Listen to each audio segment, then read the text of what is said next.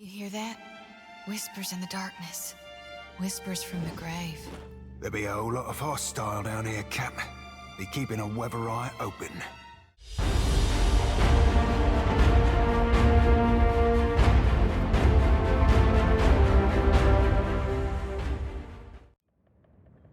Hello and welcome everybody to session 4 of my Pillars of Eternity 2 Deadfire Lorethrough.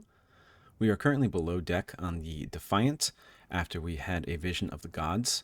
We also spoke with Adair and Aloth down here and a couple of the other people that are hanging out down here. One thing I thought about, I didn't get any comments to read at the beginning of this session like I did at the beginning of last session. So I thought maybe, because I was reading the guidebook for Pillars of Eternity 2, and there's a lot of cool sections and stories and things like that that I wasn't really sure how to fit them in. Like with my first Pillars of Eternity lore through, there were some stories in the Almanac that I wanted to tell, but I couldn't find any place for them naturally. There was one especially that I wanted to share at some point about a maybe sentient black ooze that was spotted in Defiance Bay, and there was like a legend about this black ooze, but I never got to tell that story. So I thought maybe, since I didn't get any comments, I would just choose a story from the Pillars of Eternity 2 Deadfire guidebook to share with you at the beginning. So for this, I mean, obviously I'd love for comments and stuff like that. Obviously that's what I would like to share more, just like drive up engagement and all that good stuff. But if there's not that, then I will just kind of pick a section from the guidebook that I don't know how it would fit in naturally otherwise, and I'll just read it aloud. So let me know if, one, if you like this idea, two, if you want this in a video, even if there is also comments. Like I can just spend the beginning of every video addressing comments and then going over some story that I find interesting in the guidebook. Yeah, just please let me know if you prefer that, if you like that feature, or if you don't like that feature. I have been putting timestamps in here, so if you really hate it, then you can just skip over it. And I'll put a timestamp at the end of when the lore through actually starts, and that will be in the beginning with the comments and the stories and stuff. So without further ado, I wanted to read from the features of the Deadfire Archipelago section of the logbook, and there is a small section that is called the Incident at Snail Barrow. So this is about some Vailian divers and just a little bit about the Vailian republics and what they're doing in the Deadfire after they heard about the presence of Luminous Adra in the Deadfire.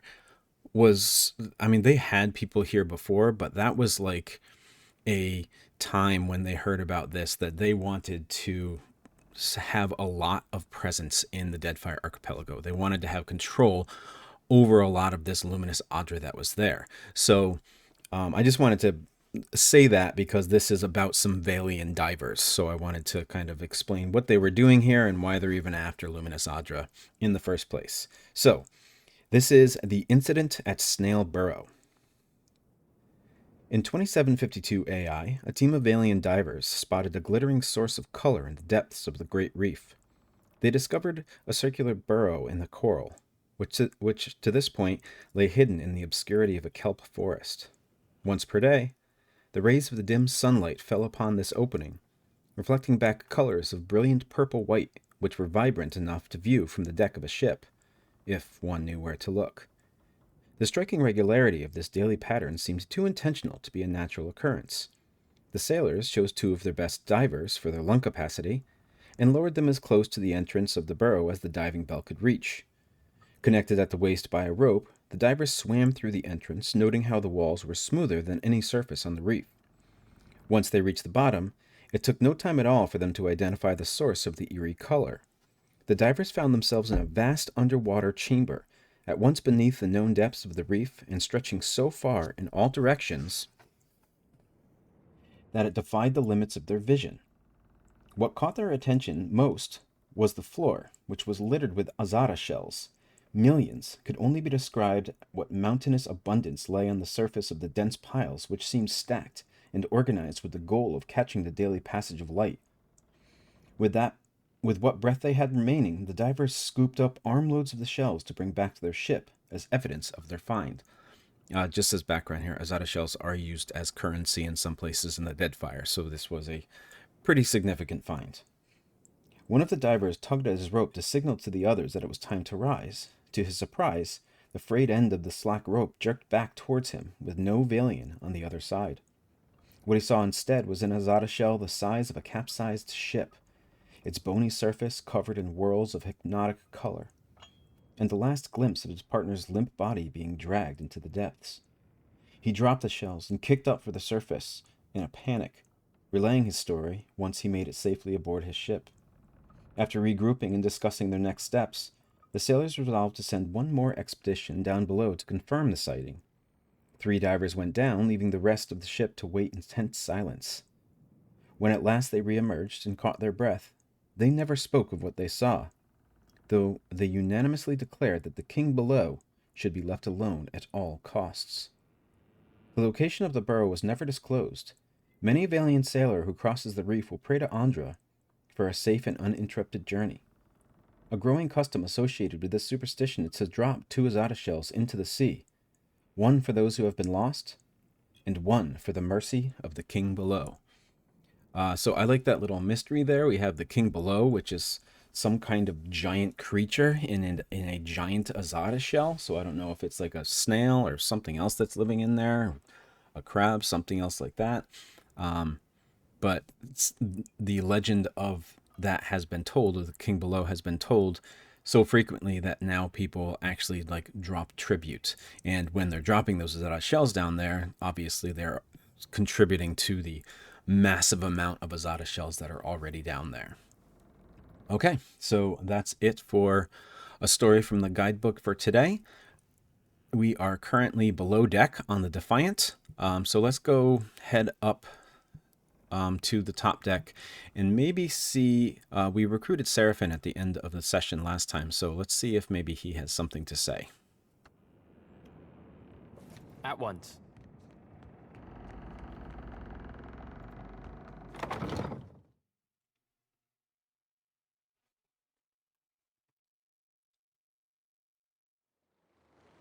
Alright, Beta, there's Serafen right there. Ahoy, Captain.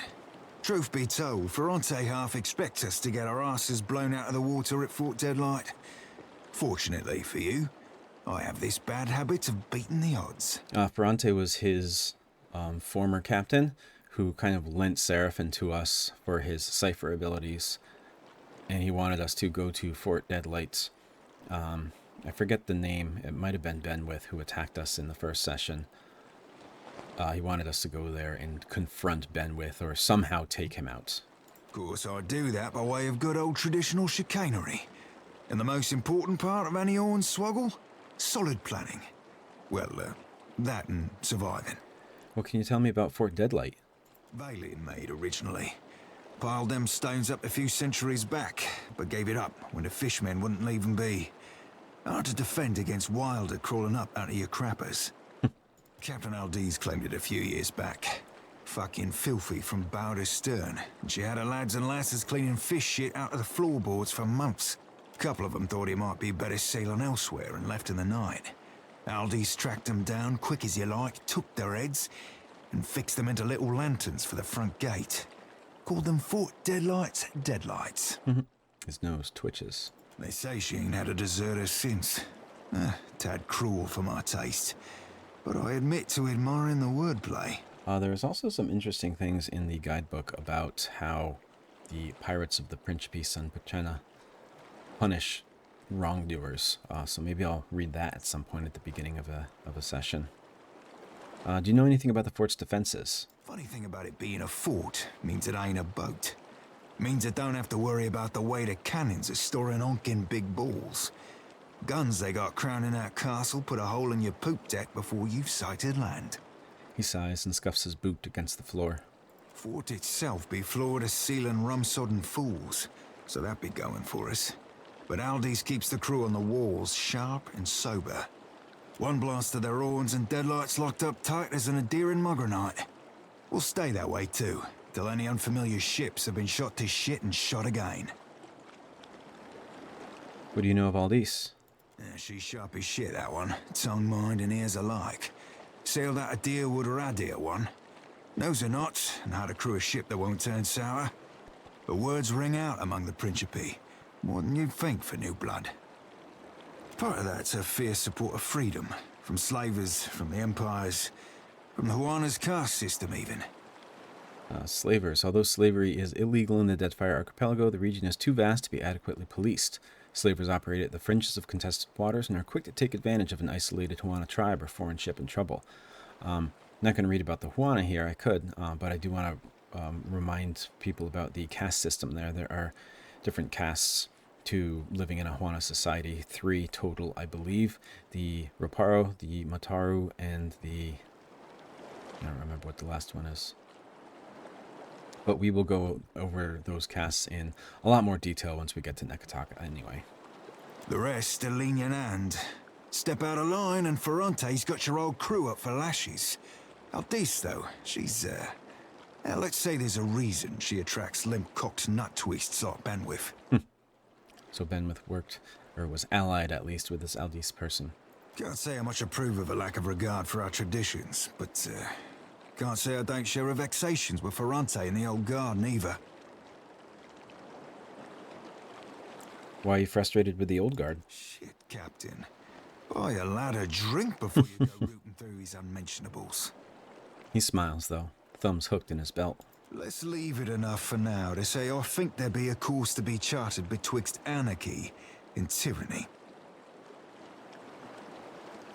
Suggesting there that I think anyway, he's worried that the current leadership of the Principe is leaning towards tyranny rather than anarchy. Anarchy seems to be a preferred way. No real leader, although obviously there are leaders. And tyranny would be that one who just kind of rules with an iron fist. And it seems like Aldis wants to be that person. You mentioned you have contacts at the fort. Can we rely on their help? I did say contacts, didn't I? Serafen rubs the back of his head as he takes a sudden studious interest in his boots. Contact would be more accurate, in the singular. A lass by the name of Siri. Been running the same circles for years, doldrums and fair winds. We're never family, but never on the wrong ends of arms, neither. Might have shaken the sheets a few months back. Regardless of how she feels about me, there's no love lost betwixt her and Benwith, that's for damn certain. Your contact is some random lover of yours? Ugh, random? What do you take me for, Captain? The scourge of hearts throughout the Deadfire. Well, I can't say as you're entirely wrong. He grins, all teeth. Do you have a plan in mind to get us into the fort? Oh, you be asking me for a plan. Frankly, I were curious to witness how the famed Watcher of Cad Nua would penetrate the impenetrable. But since you asked, just give me a tick. Serafen pauses to think. He strokes one of his beard braids. Vast. I might have pulled a plan out of this hairy blue ass after all. Way I see it, we have an option or two ranging from the wildly dangerous to the fantastically suicidal. So tell you me, Cap, what be your preferred approach to problems unapproachable? I feel like if I was thinking about it logically, then Bjartur would say that he prefers to approach problems boldly and head-on, because even though I didn't exactly want to do this in the first game, I just kind of laid waste to entire populations of castles and stuff like that on my way in. But I didn't want to do that, so I think I would prefer to kind of talk my way in. So I'm going to go with, I simply outsmart my adversaries. Smart play for crashing any party involves scavenging yourself up an invite, and then dressing to impress. He puffs out his chest, thumbs tucked into the fine fabric of his shirt. So, look the part. Aye, Captain, from stem to stern. Looking the part in this case means hoisting colours identifying us as Principe. His left ear twitches. We can see our colors here. These are the Deerwood colors, maybe even specific to the Watcher of Cad Nua. The flag flying off here. Don't have to tell you how dangerous such a bit of fabric can be if the wrong person catches you flying it. How hard could it be to purchase a flag? Well, Principe captains don't just give up their flags for a few coins. He scratches his rump, head cocked to one side. Neketaka's black market. If there be a Principe flag for sale, it'll be there. Mark it up and relocates every so often to avoid the Royal Guard. We'll just have to find wherever it currently be anchored. Let's see. It says then we'll attack a Principe ship and capture their flag. For me, I'm just thinking, I'm asking if that's even a possibility. Swapping cannonballs with my fellow Principe ain't my favorite idea you've ever had. But do what you have to do, Captain. Might be tricky to not damage the flag in battle, but sink the ship on accident. So that comes with its own risks. We have a plan. Let's get on with it. Aye, Captain. Looking forward to watching you work. He rubs his palms together. All right. Let's see. Got any idea where we're at, Captain? It's Beadle. Rum Dum Regair, who we paid for to free from prison. Now he works on our ship. Agrasima Casita for taking me on. And then Cheatbeck. He's someone that was on our ship even before this whole game began. All right.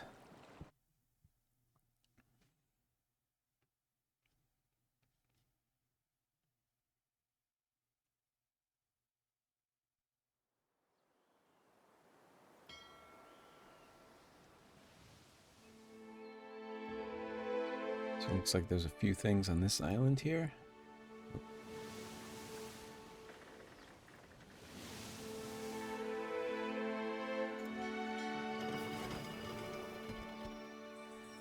Let's explore it.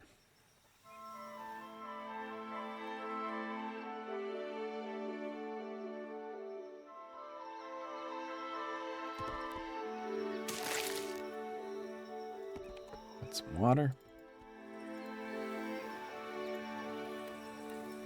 It's like a fight here. The desert wind carries a sibilant susurrus to your ears from the canyon ahead, punctuated by cracks and pops. It reminds you of eggs in a hot pan or fire and dry brush. The low growl that accompanies it, however, raises the hair on the back of your neck. Listen carefully. Do this one for me. The sound resolves in a rhythmic chittering, slowly and cyclically rising and falling. It sounds like a chorus of voices, inhuman voices. Search for the presence of other minds. That'll be me. You reach out with your soul, searching out any thoughts behind the hissing sound.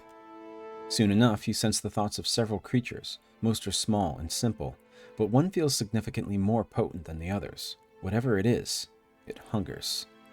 Continue cautiously forward. You carefully enter the desert canyon, keeping to the shade cast by the tall standing stones. Ahead of you, a group of Xaurips chant, hopping back and forth on skinny legs and shaking their spears. Nested between them rises the black leathery form of a drake. The creature's wings rise above it as it tears the corpse of a boar at its feet. Gonna continue watching. With a mighty twist of its muscular neck, the drake tears the boar in half. It rises up on its legs, lifting its head, and swallows the back half of the boar whole. The lump of the animal visibly travels down the reptile's throat. One of the Xaurips hops forward. It tears its feathered headdress from its head and tosses it aside. It drops its staff a moment later and spreads its arms before the drake. The large beast peers down on the Xaurip then, with a flash of movement, eats the small wilder in a single bite. The other Xaurips cheer, banging their spears against their shields.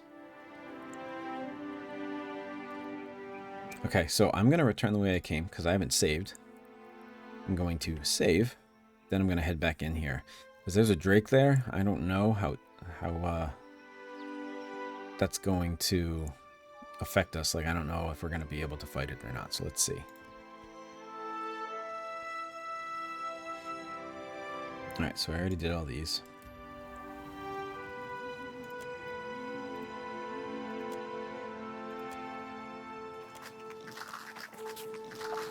So let's use a distraction and sneak closer. See if we can do that. Success! You move quietly from stone to stone, entering the canyon without drawing the creature's attention.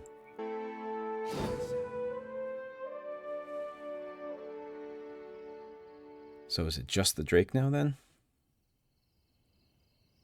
No, it's just a young drake. It says that we can deal with this. So can we? I'm going to try to level up Serafen here. Alright, so I'm realizing that I can't see my previous level choices since I had to level him from 1 to 4 as a barbarian. So I spent time with his stealth and streetwise skills. I gave him two-handed style, so he gets a bonus damage when I'm using a two-handed weapon. And because I did that, I also gave him proficiency with great swords. Let me see. Oh, this is it again. So maybe I can go over here the other choices that I made. Okay, so I gave him... I thought I gave him this. I gave him this here, where it causes the barbarian to lash out when in pain, granting a bonus damage to damage for as long as he or she is bloodied or near death, so he does more damage when he's close to death. This is something I already had, the Frenzy, which costs 1 rage, sends the barbarians into a frenzied state, granting strong and fit inspirations as well as action speed bonus. While frenzied, the barbarian receives a deflection penalty. I gave him Thick Skin, so it toughens the barbarian's naturally thick skin, raising their armor rating and allowing more dominant combat presence. I already went over the two-handed, and I think that's everything I gave him. So let's see what else we can do here. We have a Wild Sprint. The barbarian becomes able to charge with reckless abandon, gaining the nimble inspiration. Nah. I'm going to take this. I'm going to get this Barbaric Yell. Let out a frightful yell, causing enemies in the area of effect to be shaken. And...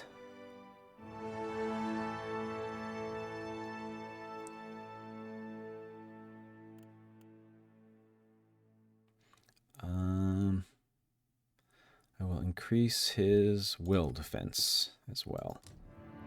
And that should be everything.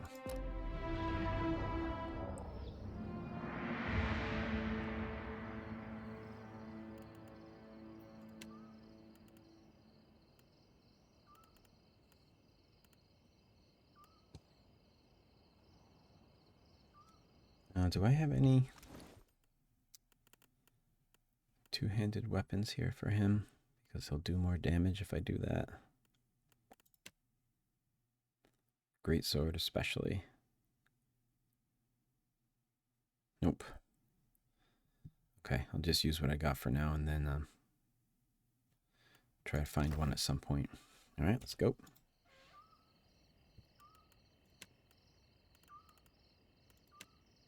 I seem to have lost my way. Stand together! Not even close. Let's see.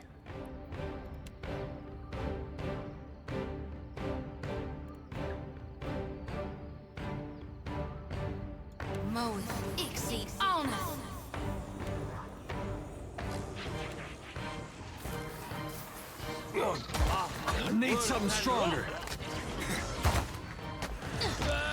These ins are in for a walloping. That's probably the toughest one down, so... They'll naked us both! Oh, it's not doing too well, though. Darkness flows and the light wanes. Missed. Oh, didn't do anything.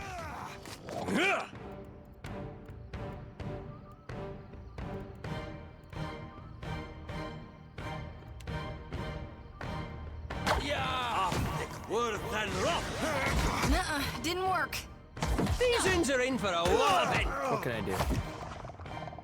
Alright. I wonder what the difference was there. I wonder if maybe, like, the Xaurips would still have been here if I didn't sneak. Got some obsidian flakes. That's just currency. And here's those Azada shells that I was speaking about at the beginning. They are small egg-shaped shells that are harvested from common Azada sea snails. So it's probably a huge snail that's the king below in that story that I read at the beginning of this session. Absolutely. Happily. Some pork meat.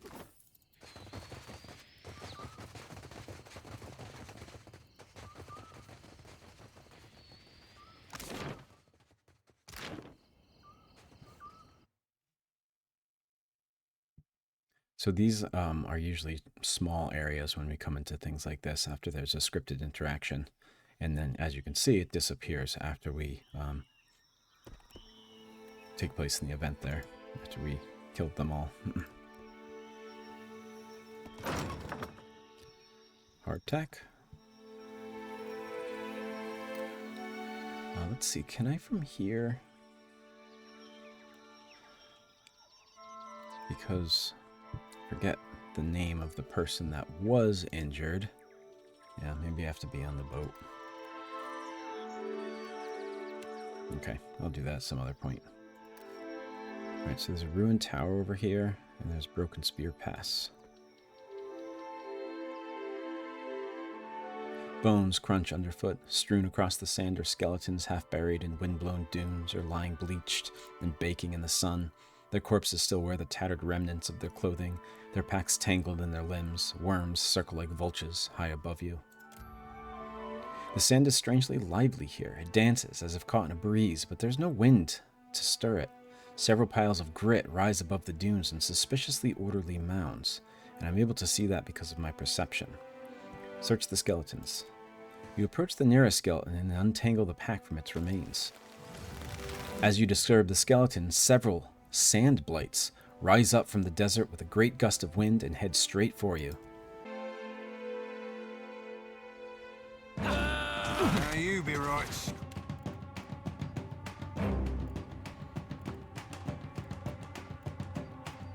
Okay, I need...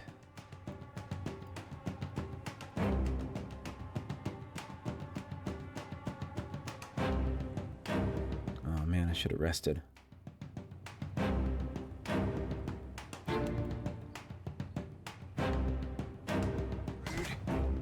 I reap what I sow. This thing isn't doing the job. Let's see, I didn't have a barbarian. I didn't really use Maneha from the first game, so let's start using some of these. Now you be right, Screwed. This isn't too bad. Cock that Stand up, together. Right.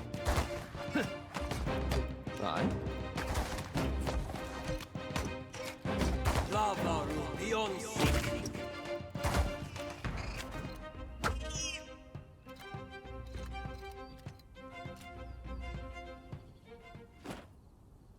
Okay, so some skeletons and worms there, which reminds me that we have a few new bestiary entries to read, so let's do that. I've already read Scoria. A primal rock is a chiseled portion of rock, slate gray and pocked with gleaming minerals. When set on the ground, it floats a small distance above the earth. I think this is from the sand blights that we fought. And this is a primal wind. This whirling cloud of smoke and air flashes with occasional bursts of energy. Must have been what was causing the disturbance in the sand in the scripted interaction. Some more of the same.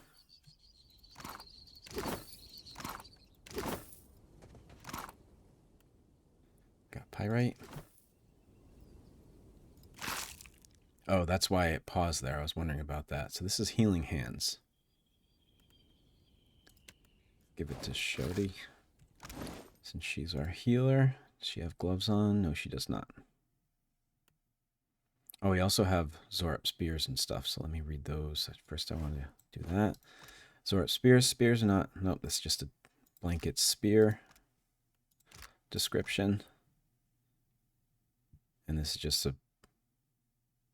Yeah, okay. All right, so let's take a look at the bestiary. We have fought some worms. These were desert worms. I wonder if it's the same thing. This looks like the same thing as just the regular worms. Yeah, okay. And then we have young drake. Drakes represent the middle stage of a dragon's life cycle. They have developed from worms, but have not yet reached, and may never reach, the dragon stage. Drakes will aggressively defend their territory and seek to expand it as much as possible. Drakes are actively hostile against other drakes, as they represent competition for scarce resources. Their coloration reflects the territory they have claimed. A drake living in a swamp, for instance, may be shades of green, brown, and black, and possess nictitating membranes, a flat snout, and raised nostrils. While all drakes can breathe fire, many also develop alternate breath attacks, incorporating other elements, and the one we saw there was probably like a sand drake. I think we've read everything here. Primordials, we have... Oh. I thought that the blights would have been primordials, but they are spirits. So this is a lesser sand blight, and sand blight are the same thing. Same entry anyway. These amorphous clouds roil and swirl with violent energies. Within the maelstrom, dozens of humanoid shapes materialize and vanish within an instant. Faces scream in silent agony, while hands desperately clutch and claw at the air around them. Beowicks, known as spirit winds, often create blights. If souls are ripped from their bodies and caught in the center of the storm, they may stick together and become bonded with available elemental substances in the maelstrom. They are beings of pure chaos and confusion, and destroying them is considered a mercy to the souls trapped within. Experimenting with blight creation is yet another questionable activity that has earned animancers a bad reputation in many circles. Some see it as dangerous and inhumane, others as a means to an end. The creation of blights is an accusation many fearful kith level at animancers. So a few things here. This is actually pretty rich with lore. One, I see now why they are spirits and not primordials. Two, these Beowicks here, which are known as spirit winds, we see one of those early in the first game. They are these enormous purple winds that can rip a soul from a body. And it seems like when that happens, then sometimes these souls kind of form together into a blight. And after they form, they are beings of pure chaos and confusion. So they basically are just unstable, unthinking things that carry with them the spirits of however many people were involved in that Beowicks. That's interesting. I don't remember reading that from the first one. Let's see. Read all those. Probably have some Xaurips here. And these are probably all the same. Yeah, this is all the same entry. Xaurips are reptilian humanoids about the size of Orlans. They adorn themselves with the bones of fallen enemies, mostly Xaurips from rival tribes. They also have an affinity for large feathers, which they hang and pin to their attire. Xaurip skin tones can vary from light green to a rustic brown. Their elongated snouts, which make speech impossible, and overly aggressive behavior have hindered them from communicating with the more docile races of the world. They live in secluded tribal territories and are known for ruthlessly attacking anyone foolish enough to cross their path. Xaurips revere dragons as deities and build their communities around the lairs of these powerful creatures. It is not uncommon for a small tribe to wander nomadically until it has found a drake or dragon to worship. Once a tribe dedicates itself to a dragon, they will defend it at all costs. Elaborate rituals in which the dragon consumes Xaurip sacrifices are a normal practice. As the dragon grows in age and size, these sacrifices become religious events that cost the lives of hundreds of Xaurips. The power and prestige of a Xaurip tribe directly correlates to the age of its dragon. The most powerful tribes have existed for hundreds, if not thousands of years. Warriors and shamans of these large tribes typically paint their bodies to resemble the coloring of their draconic gods. So that's what we are fighting there. And as it says, these Xaurips often worship dragons, or drakes in this case.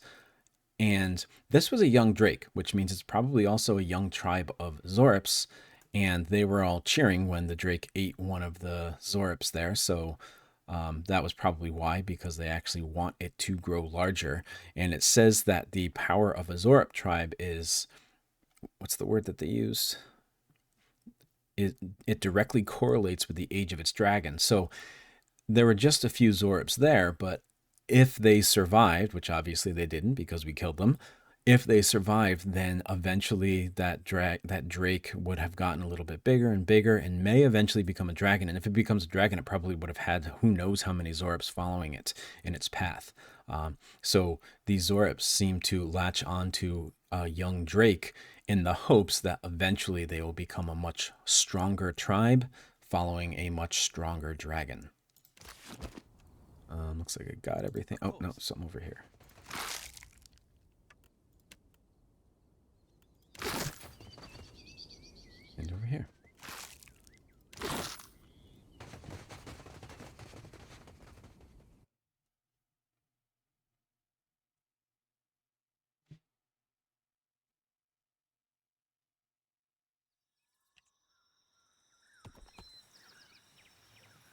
ruined tower, the fragment of a fallen keep stands like a monument to ruin and a beacon for plunder.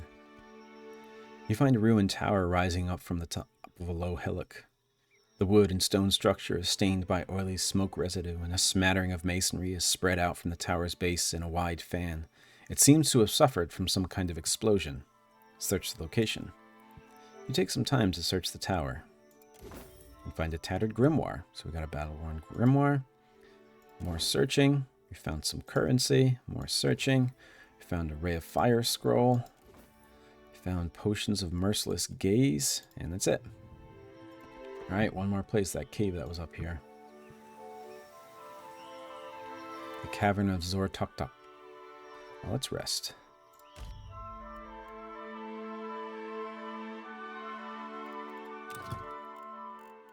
There's no food that we can craft here. Oh, well. We'll just do some fruit then.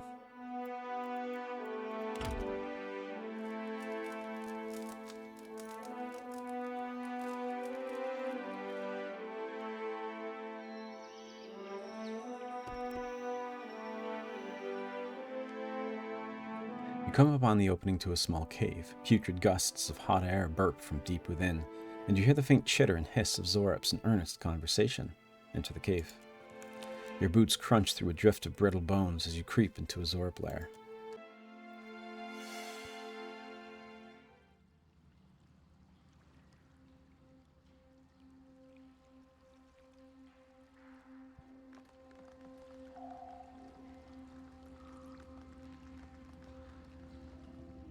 Oh, that's weird. I don't know why it started there. I'll see what I can find.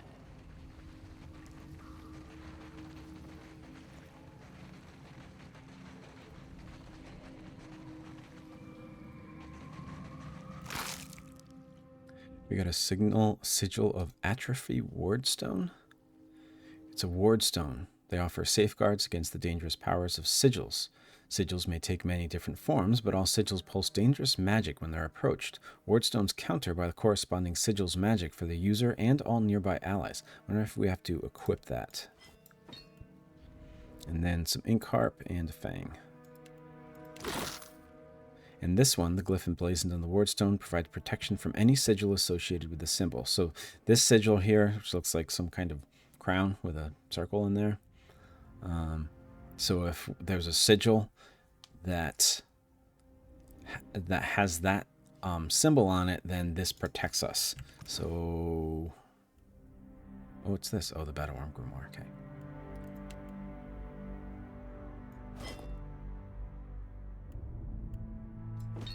Okay, so looks like this goes in the quick items. Yeah, okay. I wonder if it's something I have to use. Yes, it is something that I have to use. Okay. So keep that in mind. I wonder if that's there because there's going to be something like that in this cave. Can't see you, you sneaky bastard. No mercy! Where be the privy? Xaurips, while I'm thinking about it, don't know much about Avowed as of this recording, but we do know that there will be Xaurips there. Most of the combat encounters that we have seen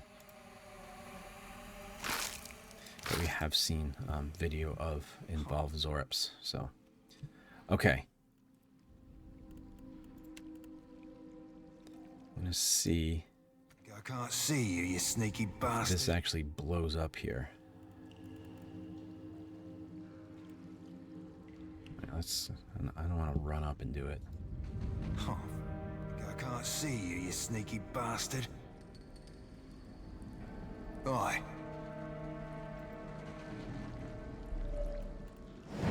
Oh, darn it.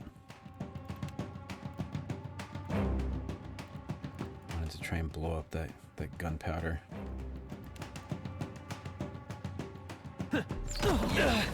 This will do. Yeah, that time it blew up. It seemed like much happened, but it did blow up.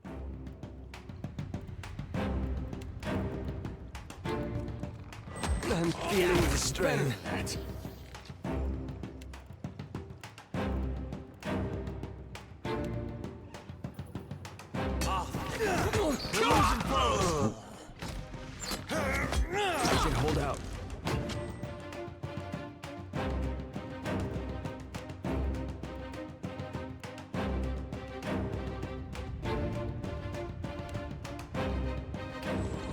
Back on your feet, sailor. Oh, there's that sigil right there. I seem to have crossed my way. Blue fuzzballs checked out. Time to separate the chaff.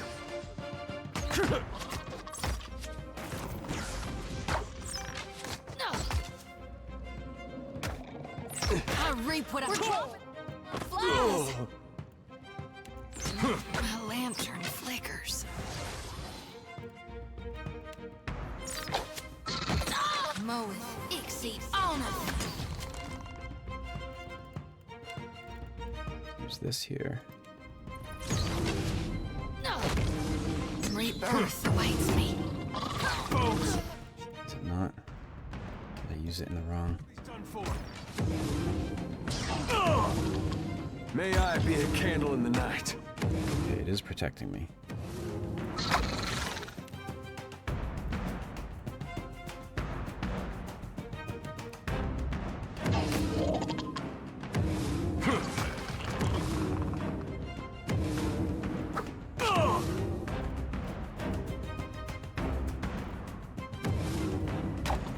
Hey, weird Can't use it again. times. Well, that didn't go well. Let's see if there's a different way that we can go about these encounters here. I can't see you, you sneaky bastard.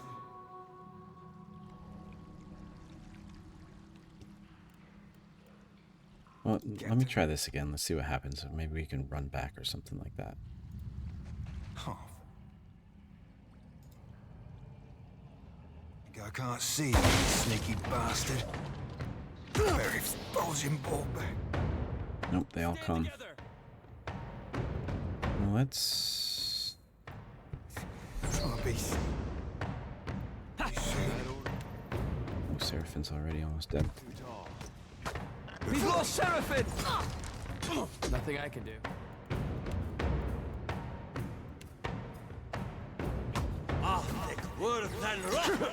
Rebirth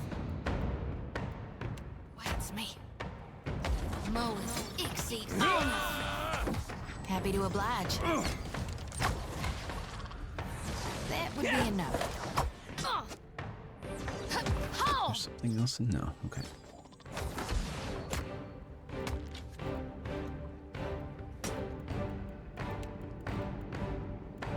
Let's see what this put. Yeah, let's see if I can dominate this guy. I think it's beyond me. Yeah! Work's cut out for us now.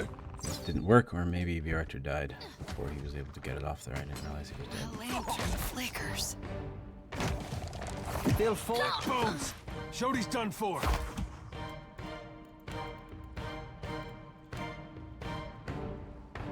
Love, that's not very helpful.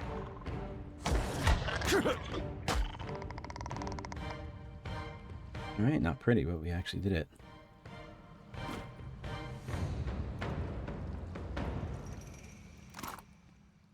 Got a Xaurip tongue here, the rounded and dried tongue of a Xaurip.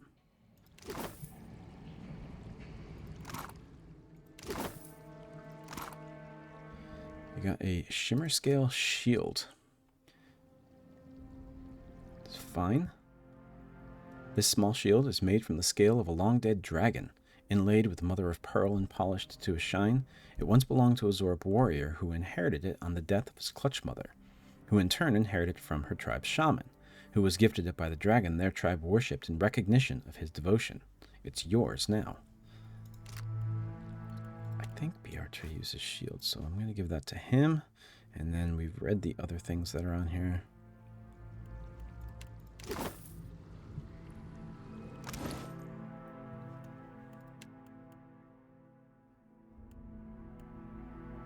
Yeah, he uses small shield, so let's give him this shield.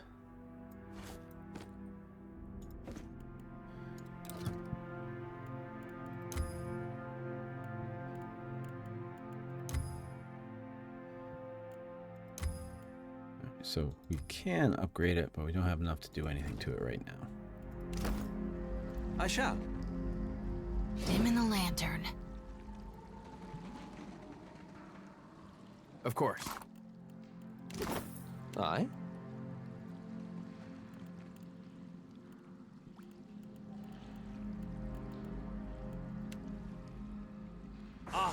Worth and rough.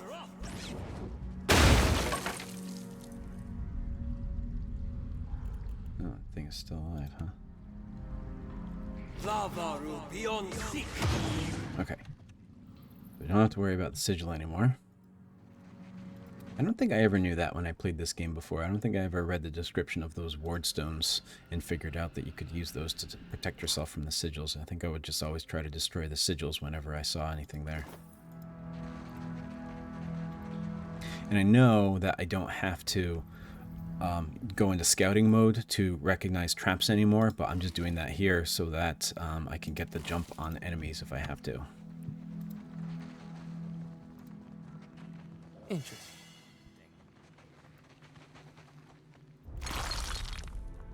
Fine dagger and some peridot.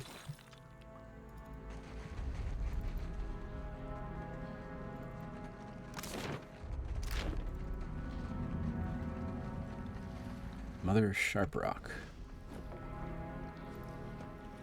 From between the bars stares a frail and sickly Xaurips. It shrinks when you near, pressing itself into the furthest corner of the cage, trembling. Around its neck are the remnants of the bedraggled feather crest. Paint is smeared across its face, but the paint is old, flaking. It hasn't been reapplied in some time.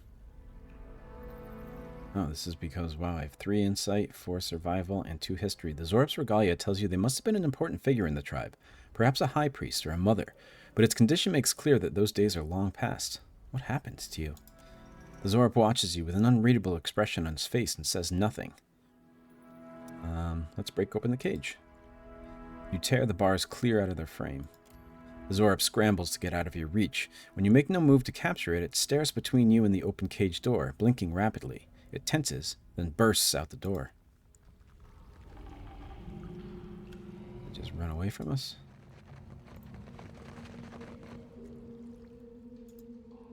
The Xaurips watches you intently.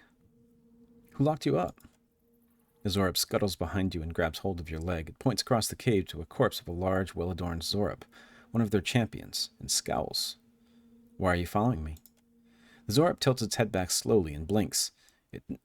It narrows its eyes, like it can't quite figure out what you mean. It glances back at the cage you freed it from, then stares at you expectantly. Do you always follow your leader around? The Xaurips clings tightly to your leg and refuses to let go. You want to come with me? It stares up at you, unblinking, and finally releases your leg. When you make no move to chase it away, it hops up and down excitedly. Adair points affably in approval, because he likes being kind to animals, so I guess he considers Xaurips animals.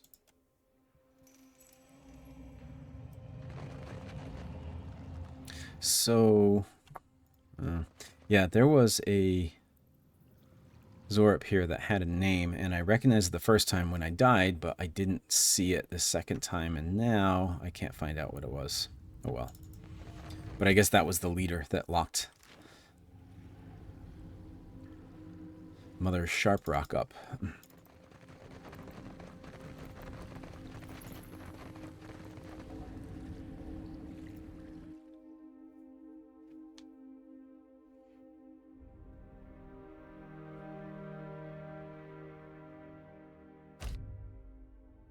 Okay, so here's another thing. When you enter an island here and it is unexplored, then you have the opportunity to name it after you have cleared out what's in that island.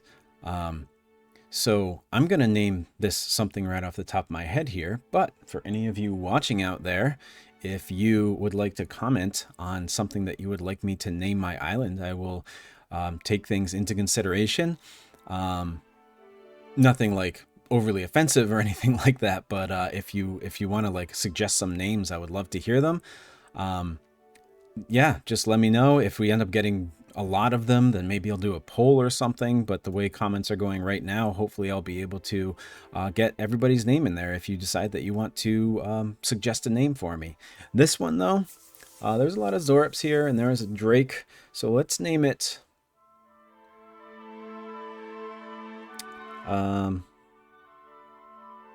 You know, and actually the person that we found here was named Mother. So let's say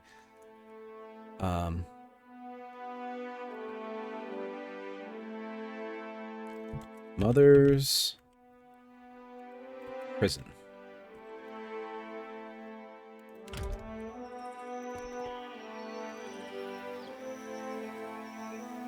And we see the name of our island here.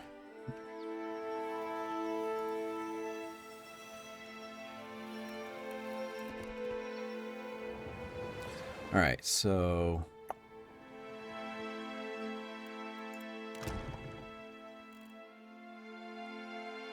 Irena is all healed up. Where do deckhands go? Mother Sharprock is a cook. Deckhands go up here. Oh. So I guess she's just kind of... Do we have a navigator? No. She's a cook or a deckhand. Actually...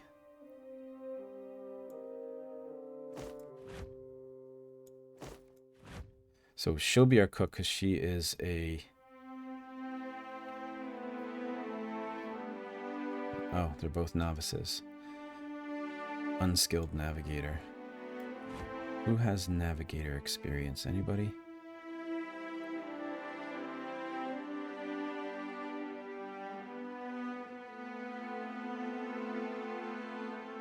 Doesn't look like anyone we have has navigator experience. So I'll put Mother Sharprock there. Maybe they'll gain experience as you go along.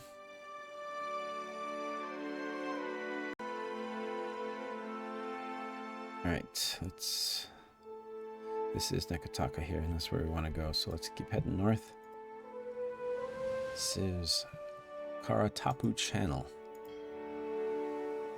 It's a Deadfire merchant. Oathbinder's Sanctum. Let's check it out.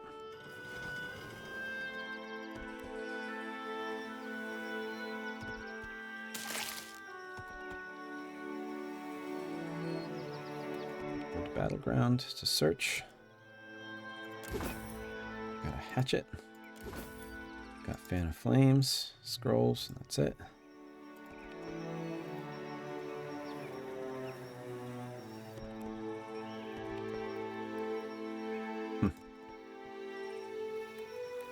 Can't go any further over here. Alright, so let's check out what is Oathbinder's Sanctum. I feel like I should know what Oathbinder is, but I'm just not remembering anything right now.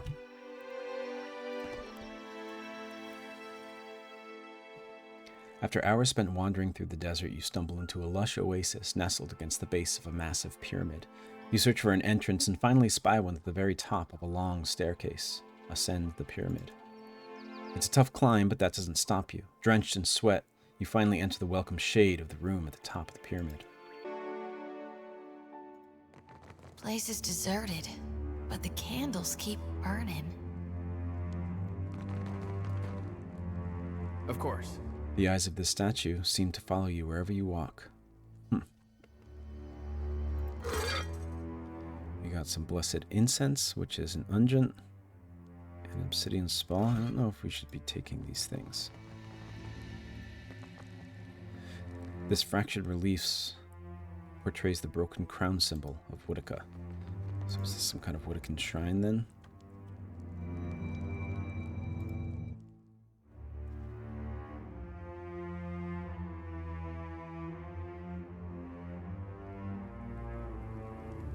Keeping an eye out. Yeah, I see something wandering around over here, so you're not alone down here. Oh, maybe it was just the sand. The sand funnels or whatever it was. Oh. The statue decorating this small shrine has been dusted and polished to a shine. Huh. The door is stuck fast. There's a spirit in here.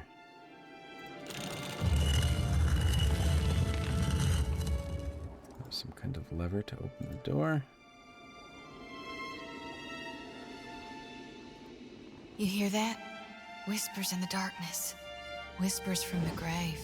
There be a whole lot of hostile down here, Cap. Be keeping a weather eye open. Okay. The translucent visage of an Orlin glows before you. At your approach, it shimmers. You're swallowed by a tide of bewilderment. Reach for the soul. As your mind strains towards the confused soul, the presence of other spirits begins to prick at the edge of your awareness.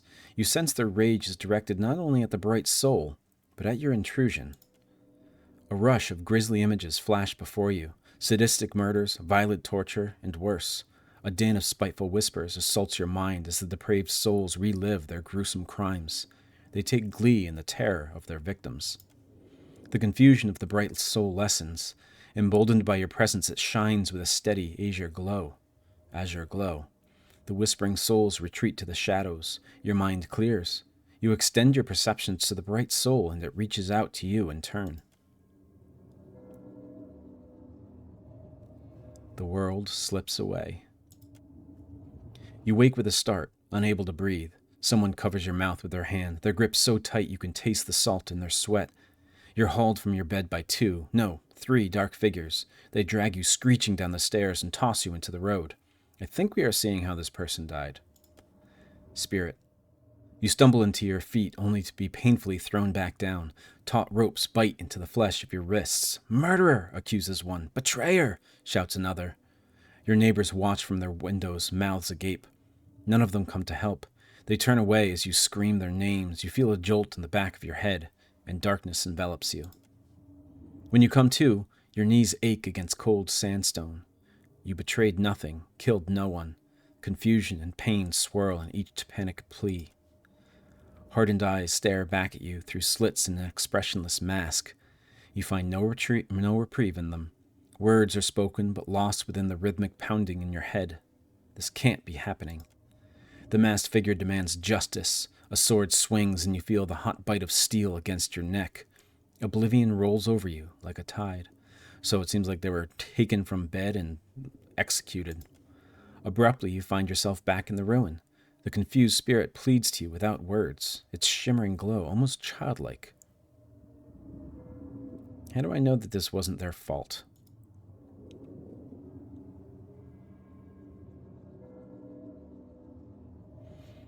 I guess because we could see inside their mind and there really was confusion there, so we know that it wasn't them.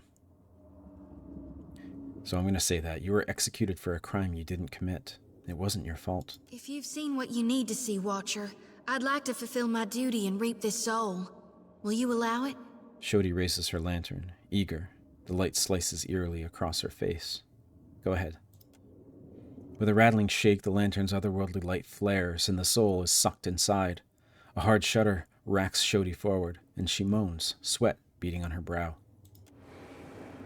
Jealous whispers with renewed malice. The guilt of the damned bears down on you, an unholy chill that sinks deep into your bones, your very marrow running cold as ice. Uh-oh. Unnatural shadows dance in the darkness around you. Shadow. We fought shadows yet? I don't think we have. Stand together. Wonder if they can be blinded. Yep.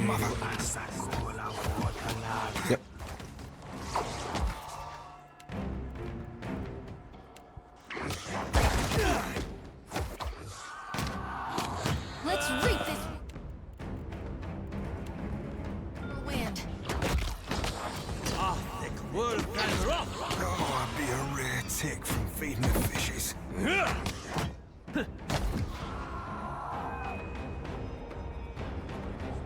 I don't think we've read Shadows yet. I know we've read Phantom, but not Shadows.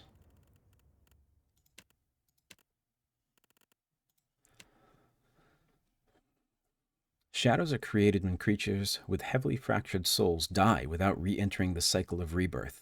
Because these souls are damaged, they drain essence from other creatures in a futile attempt to repair themselves. The more essence they steal, the more powerful and dangerous shadows become. As they devour essence, they pick up pieces of corporeal matter, giving them a visible if indistinct form. Luckily, shadows can only draw a small bit of spiritual energy from the soul still attached to a body, or bound to an object. They mainly rely on creatures like the Pugra, who can draw souls out of their physical form to help them obtain the essence they crave. Shadows have been known to draw spiritual energy from people while they sleep, when their souls are not bound as strongly as their bodies. This results in horrible nightmares that leave this person in an exhausted state the next day. If an entire town suddenly begins to suffer nightmares, it's highly probable that a strong shadow has taken up residence there. Since shadows absorb spiritual energy, they appear invisible to creatures that rely on spiritual sight. This has led to experiments in binding shadows to armor or other objects to act as a cloak to obscure those who do not wish to be seen by such creatures. So, heavily fractured souls, and then they kind of feed on essence, but they don't actually take an entire soul, it seems like. They just kind of take dreams and thoughts and those kinds of things, and use that to get stronger and stronger. And I wonder if that had something to do with the spirit that we just took. Maybe they were like feeding on it or something, and they got mad that we took it from them.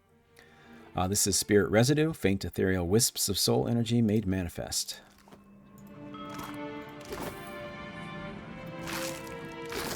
Currency, cave coral, and gunpowder. Of course. Obsidian flake and potion of the attuned self.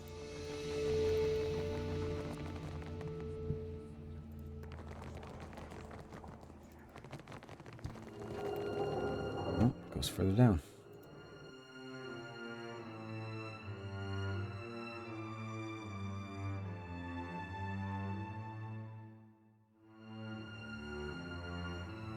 Quietly now. It's over here. Can't see it anymore.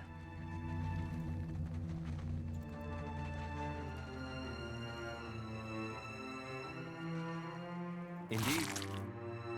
Bloody note. Dangerous creatures have made this sacred place their home.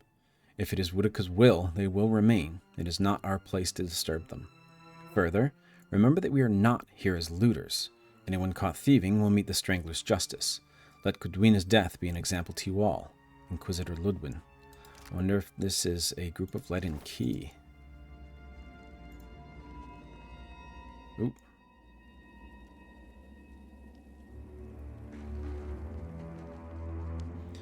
This guy was murdered and then tried to get away. It's a cave beetle. I can't see you, you sneaky bastard.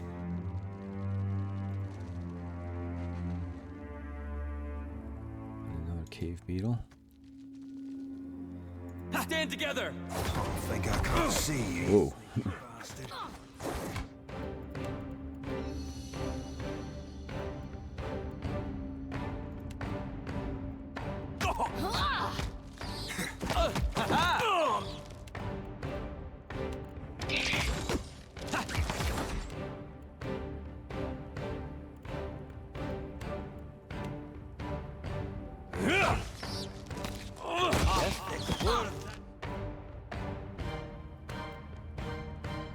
Is this still? Use your watch powers to gaze through your target's... Oh, it just frightens the one I'm aiming at.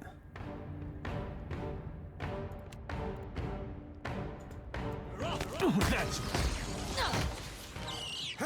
Yes?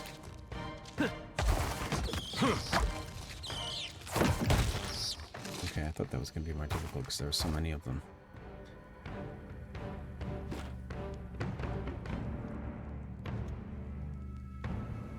Of course. Indeed. It's just a corpse.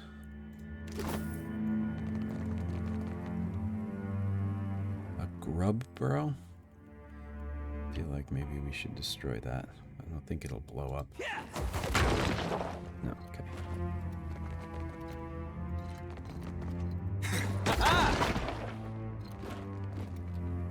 Indeed.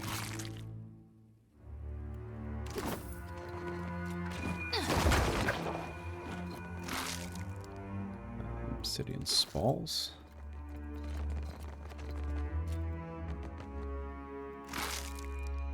Is out of shells.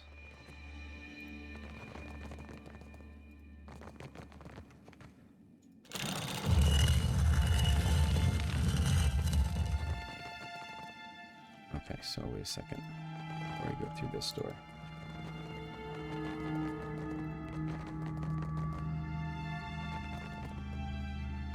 I found a deserted cat here. Happily. It's Peter.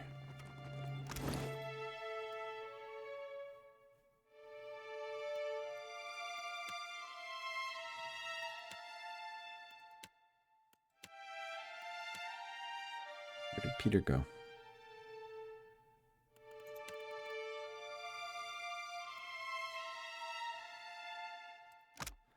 While Peter's following your party around, your area of effect attacks deal more damage, and all party members receive a bonus to the size of their area of effect attacks. Like that.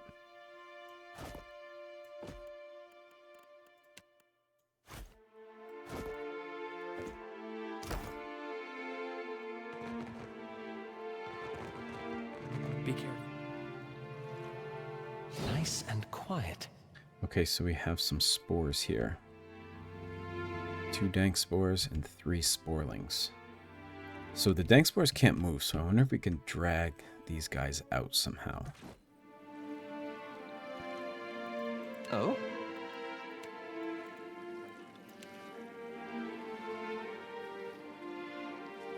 Thick worth and rough.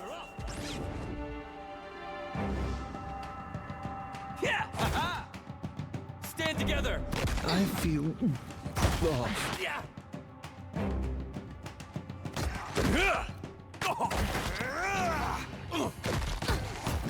These ends are in for a walloping! Okay, nice. I think that's beyond me. So we were able to draw them out. Now let's go get the 2 big ones. Hey, Yeah! There's a walloping! Oh, I missed the right. I went straight to the seat.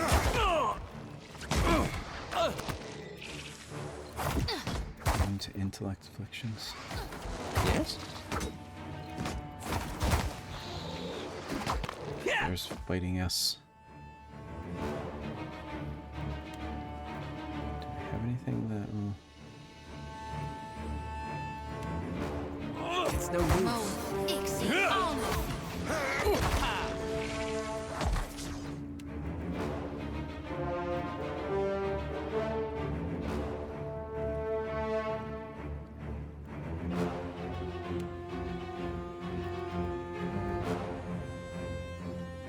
Oh, that's not what I wanted to do. Glory be to What can God! I do? Yeah, beyond seeking.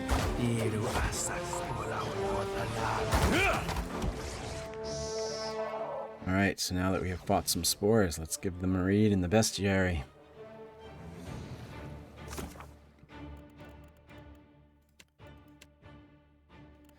So they are in the primordial section, does it? No, it doesn't say what these terms actually mean.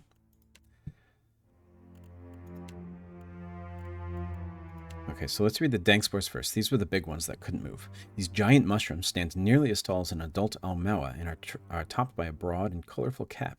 Their enormous weight is only held upright by the dozens of roots surrounding their base. Dank spores are unique among their kind in their appetite for souls of living creatures. They often grow and move in groups along the forest floor, searching for weakened or exhausted travelers who are unable to fend off their attacks. Interestingly, it says forest floor, but this is a very desert area. Once they find a host, they bind to it and supply it with basic nutrients required to keep it alive while they absorb its essence. Dank spores are extremely hostile once they find a host, and they will attack anything that gets close to their meal with their poisonous barbed roots.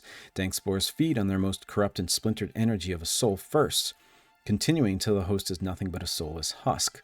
This makes dank spore flesh useful to experienced apothecaries as a cleansing agent in soul purification medicines and techniques.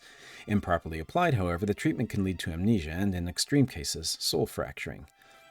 So I wonder if these dank spores had found a host body, or if not.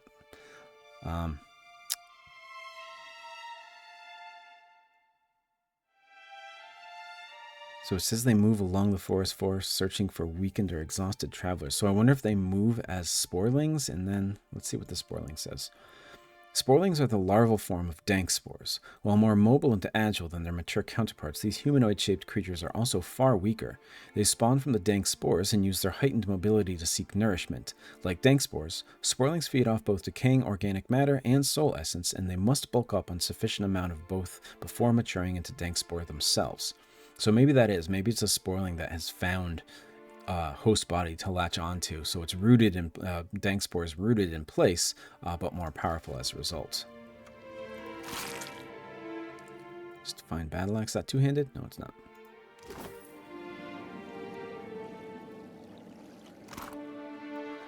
And some dank spores. These small, feather-thin spores have delicate, stinging barbs by which they cling to surfaces, passing creatures in the insides of nostrils. Yummy. Certainly.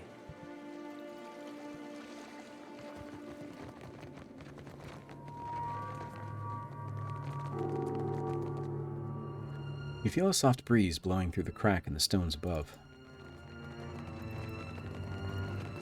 Alright, let's see if anything else is in here.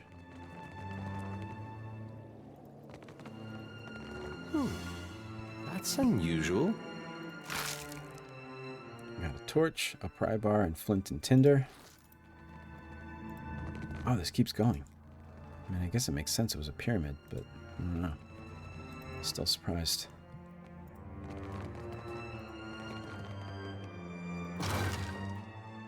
Obsidian flake and Valoon. I think I read Valoon. Valoon's namesake is a yellow-orange fruit found in Olvalia. These clear gemstones bear a similar yellow-orange color and are often cut like rubies, sapphires, and emeralds. Most of the world's known Valuna mines have long since dried up, and the stone has become one of the most sought after in recent years. I'm going to guess this is what we need that hammer and chisel for. Oh, we didn't get a hammer and chisel, though. What's this little symbol here? It's like two shark fins, almost. I'll have to look and see if that's a symbol for gods or something else. Of course. The crush of time has significantly weakened this section of the wall. You feel a slight breeze coming through the cracks between the stone. You suspect that the wall will come right down with a little bit of force. Oh, there's a pry bar that I can use, so let's do that. You start to put leverage in the pry bar and the wall begins to tremble. If you continue, there will be no way to get yourself out of the way without collapsing the wall on yourself. Stop using the pry bar. Attempt to break down the wall. So Adair's got the most might. Failure. Adair charges into the wall, but it doesn't budge. Adair stumbles back, grimacing in pain. Alright, I guess I have to use the pry bar. Gonna have to rest after this. Everyone's injured. You manage to pull the wall down, but it collapses right on top of you. Bjartur was injured. Okay. So, let's rest. We have just enough fresh food to keep going.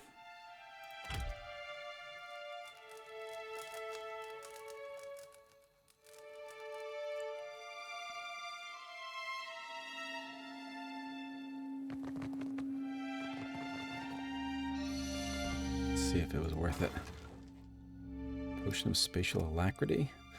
Marksman and archers alike prides this coppery draught, which smells vaguely of cinnamon mixed with the vinegar. It heightens the imbiber's awareness of their surroundings and provides an instinctual understanding of velocity and trajectory, dramatically increasing the time it takes to line up the perfect shot. Why are we ordered like this? I didn't even realize this was happening. Probably why Bjartur and Aloth are dying so quickly. You sure? Okay. I wonder if that's something like every time I leave the ship, I'm gonna have to reorder my party.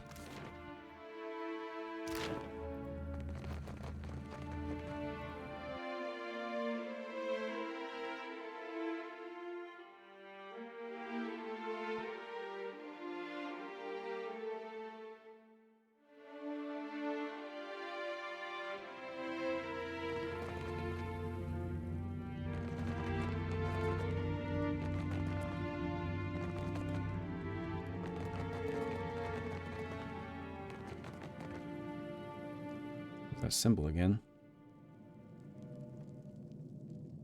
Indeed. Real quiet now. You might find this interesting.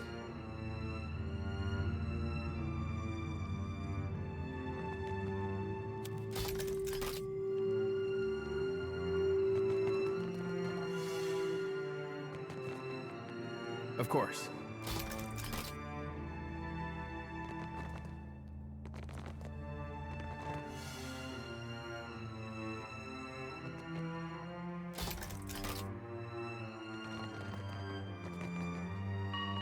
I wonder what this is. I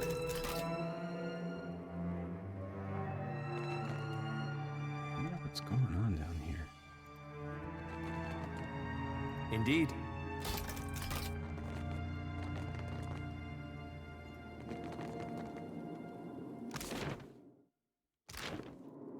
This is very maze-like, huh? Scallywag. Rotgast? And a pestilent rotgast. Sorry if there was just a lot of noise there. Keep it down. Man. You're not alone. Well, it says we can deal with them. There's 5 of them, though. Oh? I shall.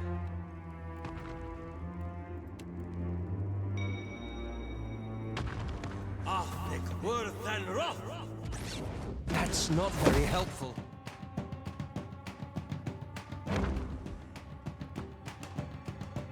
They're all regular rotgasts, and then a pestilent rotgast.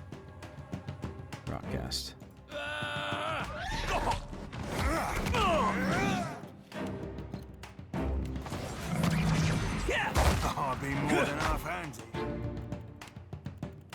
This bounding missile bounces. Yeah, okay.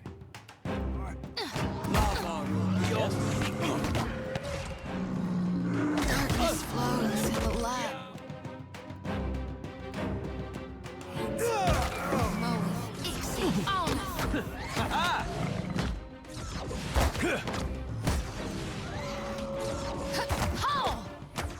These guys are nasty looking, huh? Not too strong, though.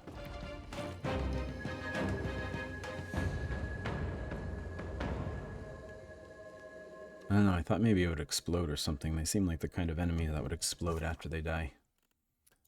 Alright, so... these are vessels. You have rotgasts. Beware the drowned kith.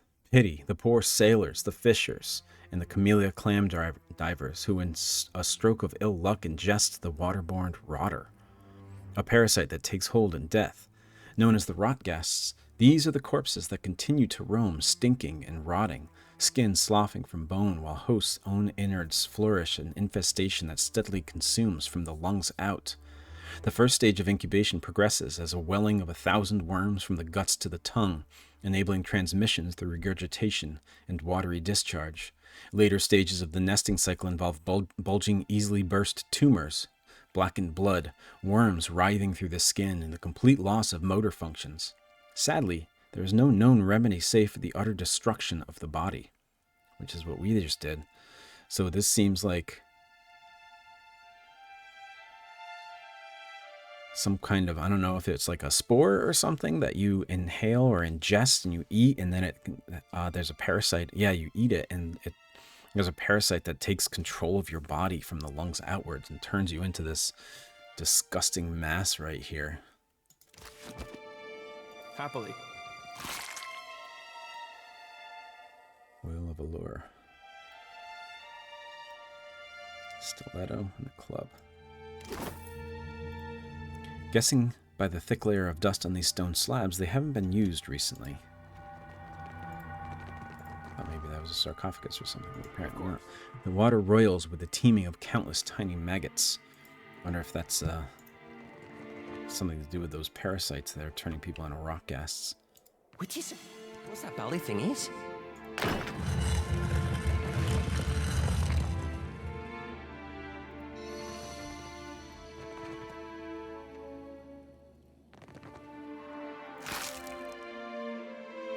Agate and baby pearl.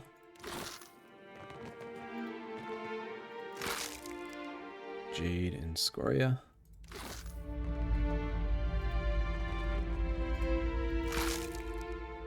Obsidian spalls. I think I read the flakes, but I didn't read the spalls.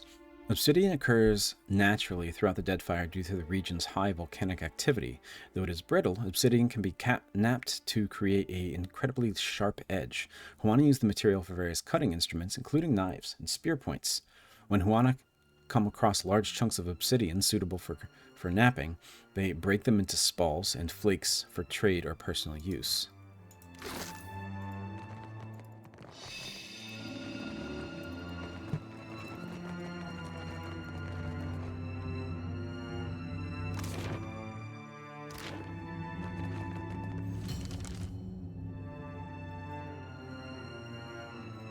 By decree of the Queen that was, and the will of the Steel Garrote, you will meet justice. Kneel, Oswald, and be tried for your crimes. Wait! I can pay you. I can make you all rich. Just let me go. Your bribes This is fall the on Steel deaf Garrote. ears, Oathbreaker. These We are, see I think they're will like to exact your- Woedican judge, jury, and executioner type people. Alright, we're gonna go in there and pretend to be judges and say this is an illegal trial, and now they're on trial. Because And justice. say this is an illegal trial, and now they're on trial. As you enter the large chamber at the bottom of the pyramid, you notice a sizable group of well-armed people dressed in raiments of the Steel Garrote. Garrote? To look up how to pronounce that. In the center of the group kneels a man bound to the wrists. He turns around wildly. His eyes widen when they fall on you. Okay, it's Garrote. Before the kneeling man towers an imposing woman, her face obscured by the severe lines of a Woedican mask. You intrude on the deliberations of the Court of Woedica, outsider. Choose your next actions carefully, lest the Queen that was turn her gaze to you as well. So last time I wondered if I was just pronouncing Woedica wrong, and here we have Inquisitor Ludwin, who has pronounced it like I pronounce it, even though the narrator was pronouncing it Woedica. So I am convinced that this is just lack of coaching for the voice actors in this game. So this is the deliberations of the Court of Woedica. The man on the floor is an elderly elf clad in dirty clothes, his face contorted in the expression of a cornered animal. This person here, forget her name, Inquisitor Ludwin, I think that was the one who wrote the note that we read before, who was very clear that their followers should not do anything that crossed her wishes or the wishes of Woedica. Oh, thank the gods, please! Get me out of here, they're mad! They're all mad! They mean to put me on trial for oath-breaking of all things. They say I betrayed the Idiran Empire, but I haven't been back there in over 100 years. So this is called Oathbinder's Sanctum. Now I know what that is. It's Woedican. I think Oathbinder is one of the nicknames for Woedica. And this person here is on trial for breaking an oath, even though, it seems like he doesn't really remember doing that. Be silent, or I will make you so. The Inquisitor snarls at Oswald. State your purpose now, or die with him. She turns her steely gaze on you. Through the slits in her mask, you can just see the glint of her eyes.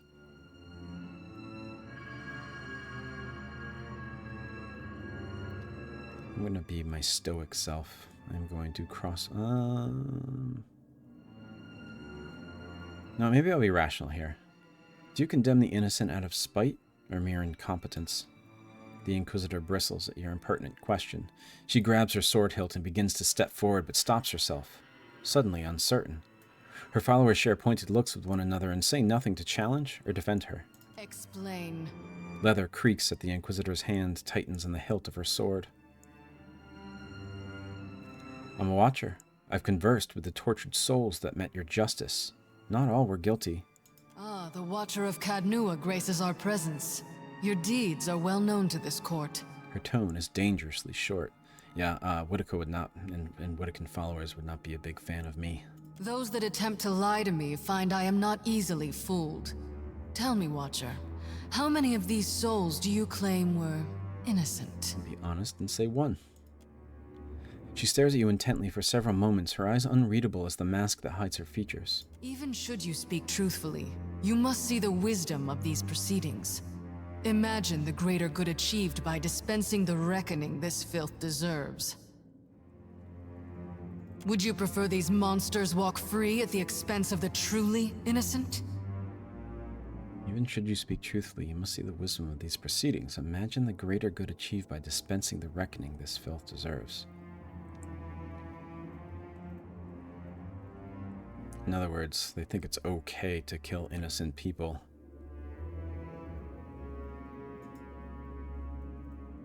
If it's for some kind of greater good. And who holds them accountable for serving the greater good? Who ensures they do not become the same as those they hunt? Theos also believed he was an authority unto himself, and he wielded that authority to the detriment of many, many people.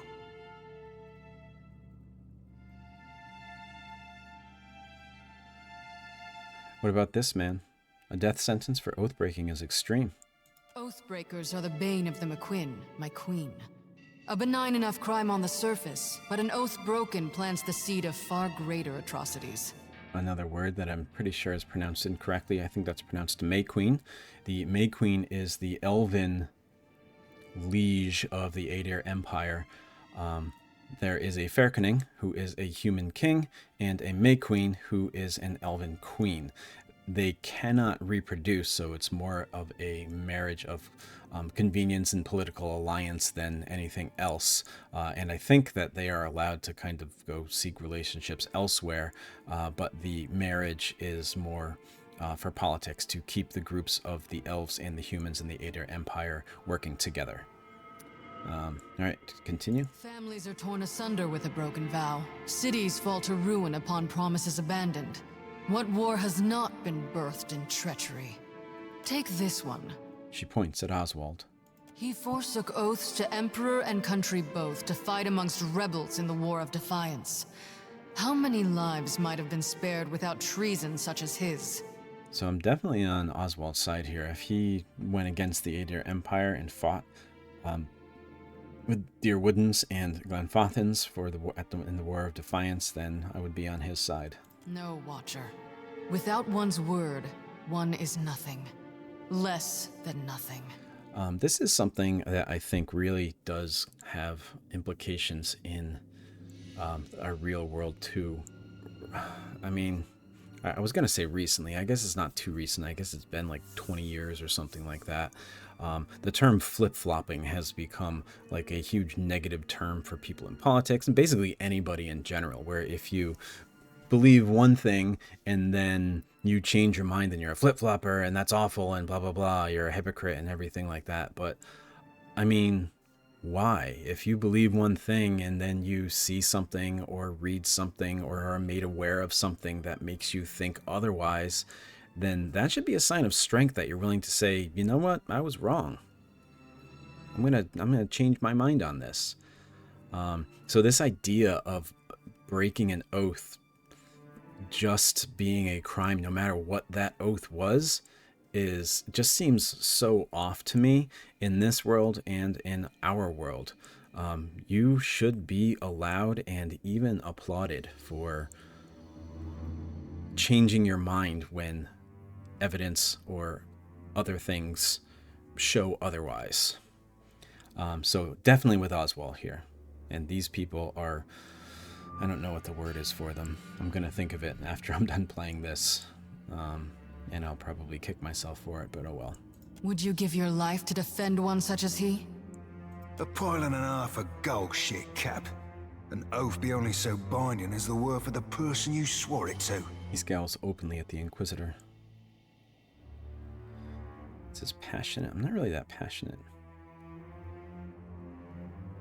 But that's the closest option, I think. Maybe I'll just be clever. A masked murderer lecturing me on justice. That's rich. No, I'm going to use the passionate response. That sounds more like Bjartur, even though he's not super passionate.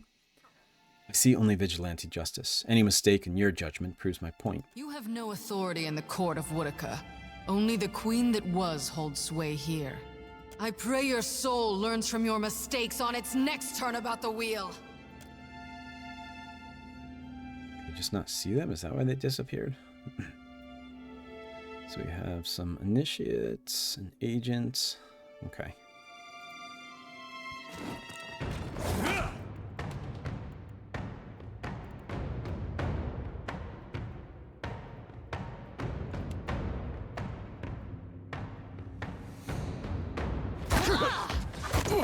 Not sure how I feel about this.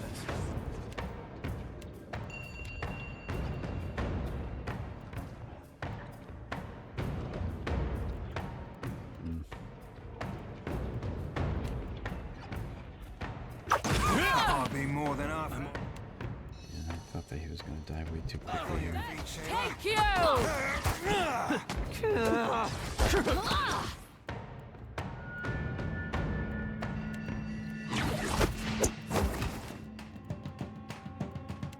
I need some help here.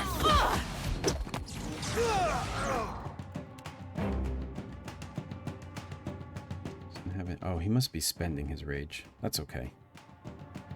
This thing isn't doing...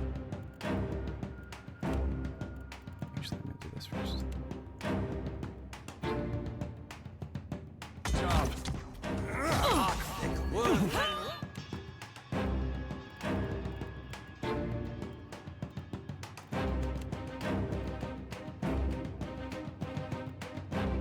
Toss down a pillar of divine judgment if we can crush them.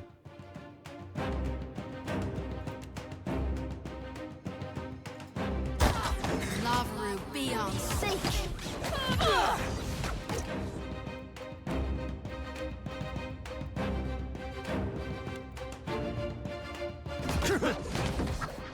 He's over there already.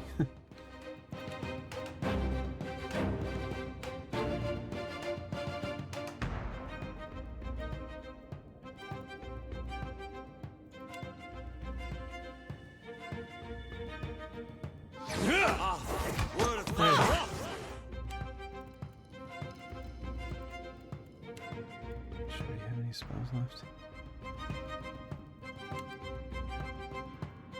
We had some good times.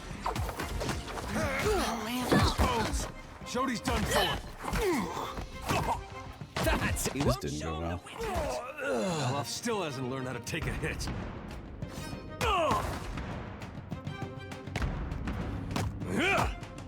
Hey, we had some good times. We're gonna hop back up. Yep. I don't think. Pull that off. I need some help here. Alright, looks like we're gonna have to come back to this one.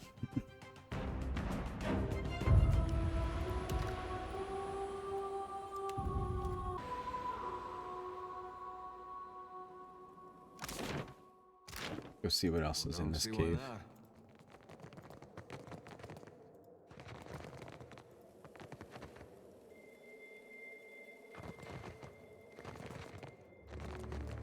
That symbol that's all over the place. Is that? I know that's not the Woedican symbol. That's like a broken crown, but I... Huh. Very interested in that symbol. I'm gonna have to do some outside research to see if I can figure out what that is. Oh. Was not expecting that.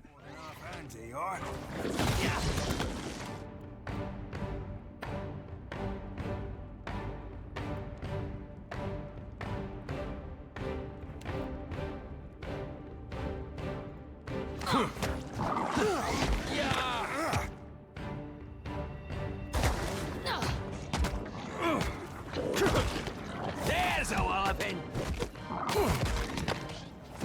Oh, did that greater ooze? I'll make it.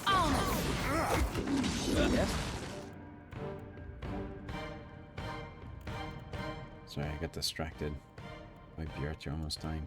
That greater ooze split into smaller oozes?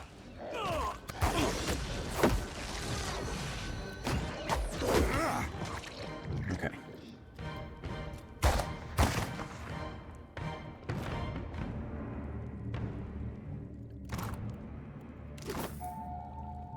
going in here. All right, so this is ooze plasma, a congealed mass of thick and opaque jelly. Seems like what the oozes are made out of. I don't know if this is water. It seems thicker and darker than water, though. Let's take a look at what oozes say. I think they are primordials. Yep. So here's black ooze. An ooze is a mobile, carnivorous mold that develops in secluded, dark, and dank places. Oozes feed off ambient bacteria, fungi, and small insects as they grow. They begin to seek larger prey, including humans, once they reach the size of a dog. Like all living creatures, they have a measure of soul essence, but their lack of intelligence and true nervous system makes them mindlessly aggressive and thus difficult to deter. Their viscosity and mobility enable them to perform surprisingly nimble attacks, and they are capable of spitting corrosive enzymes to break down flesh and armor. Some of the more dangerous variants of the species are disease vectors, making any confrontation with them especially perilous.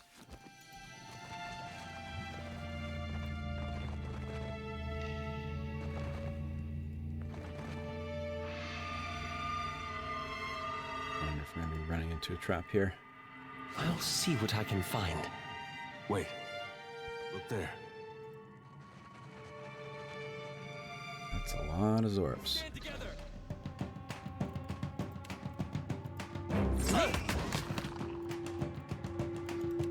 Man, Bjartir is dying before I even figure out what's going on.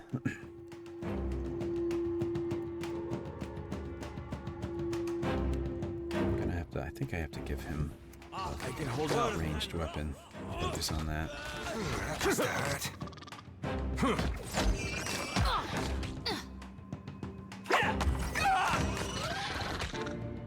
Think you got the decency to die?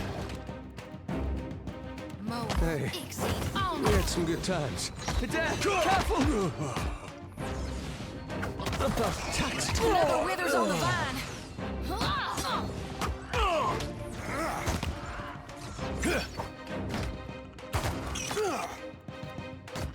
Captain. Feels like wading through mud up to my armpits. My lantern flickers. Right on target. Oh, we did it though. That was quite the group of Xaurips. Indeed. Nothing new. Aye, aye. So I'm going to, let's see if using a crossbow keeps Bjartir alive a little bit longer, because he is dying way too quick.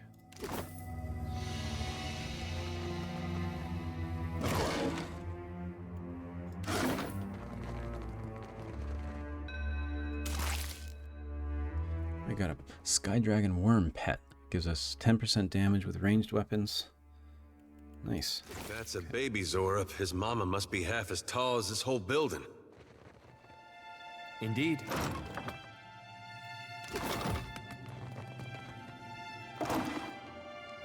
Fresh fruit and kappa leaf. Oh, I should have read that. Thief's Putty. I think I've read that one. Have I read kappa leaf before? When chewed, these thick leaves produce a heavy tingling sensation and subtle feeling of well-being. Used to stave off hunger and fatigue, they can be enjoyed raw or steeped to make kappa tea.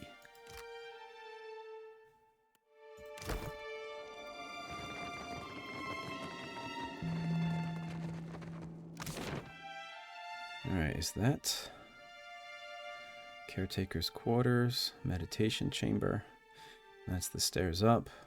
And this is where we ran into the steel garrote. So, we're gonna have to come back here because those steel garrote, they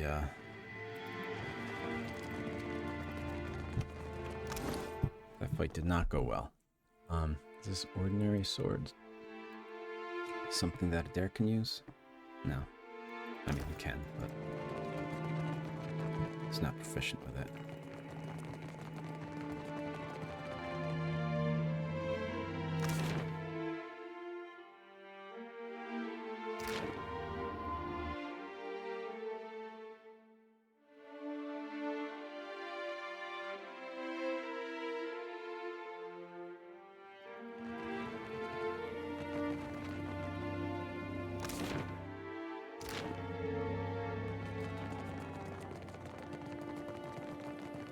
We'll be back for you, Oswald.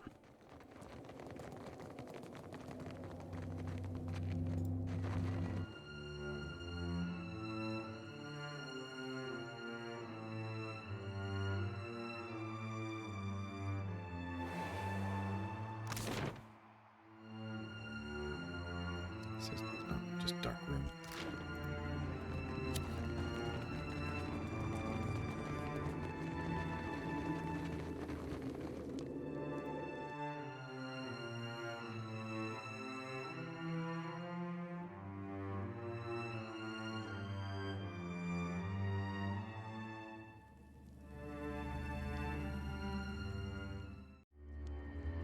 Sure, we will leave now and come back to fight another day.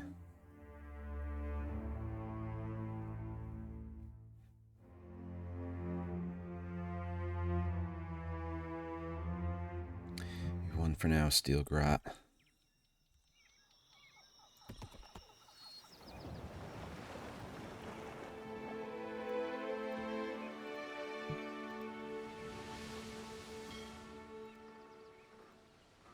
Uh-oh. You are being pursued.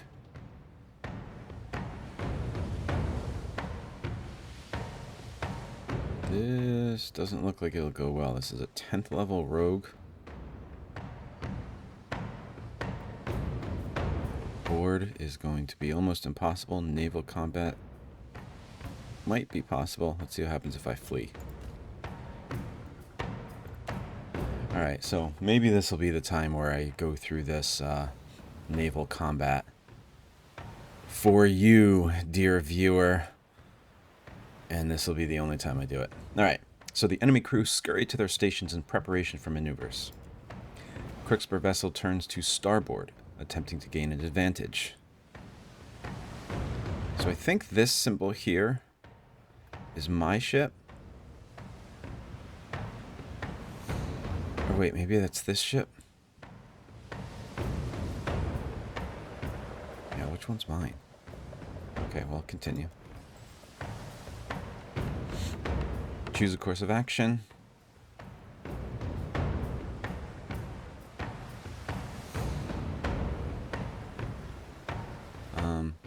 Yeah, I don't know which ship is which here. I think that it says 300 meters. I think that means that the ship is 300 meters away from me, and it's looking at my side.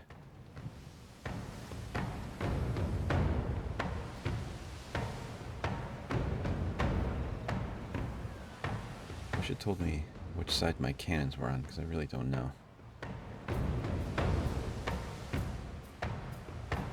So I would want to turn...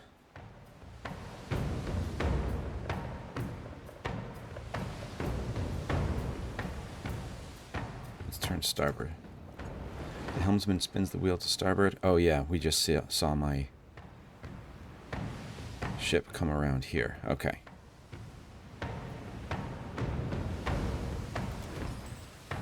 Your opponent's ship comes about with all possible haste. Though the opposing crew is fleet of foot, turning a vessel of Crixper vessel's size still takes time. So...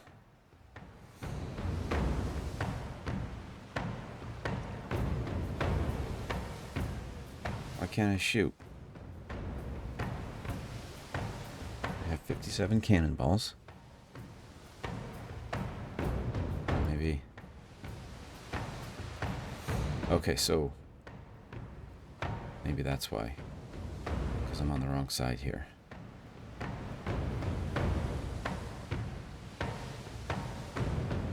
Because they are on starboard.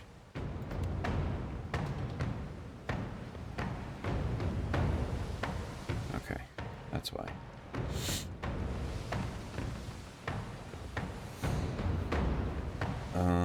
Let's full speed ahead. The wind at your back grows, howling in your ears. Your ship crashes through the waves as the wind drives it forward. The enemy crew scurry to their stations in preparation for maneuvers. The enemy ship comes to an abrupt stop in the water. They've lost the wind. Retreat! Your crew misjudges the wind's direction, failing to pick up enough speed to escape. The ship's sails abruptly flutter loose on their masts. The crew of the Crixper vessel spring into action, racing for their stations.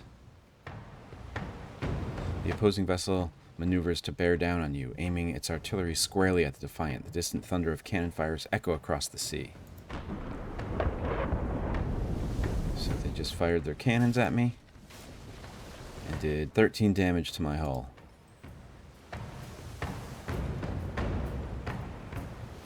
Retreat. Your crew misjudges the wind. They scurry. Sailors climb the rigging like spiders and let loose the sails.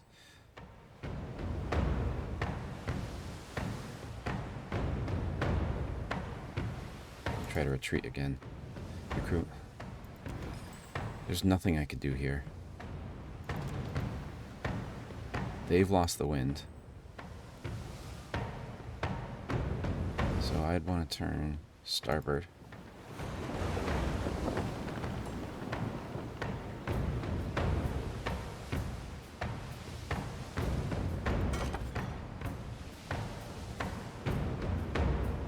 The Defiant beats to windward, tacking between port and starboard with all appropriate speed.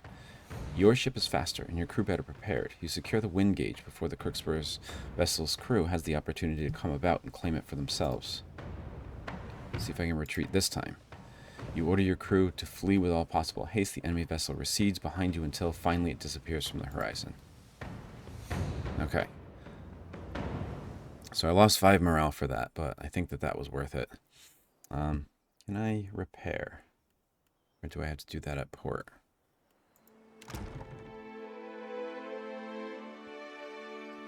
My crew's morale is 55 out of 100.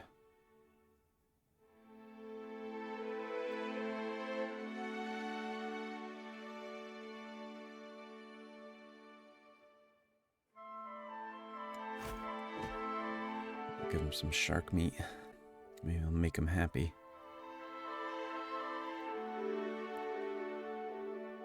And some... Really? Ale doesn't... Okay. Let's see. Can I repair? Doesn't look like I can repair. I think I have to repair at a dock somewhere.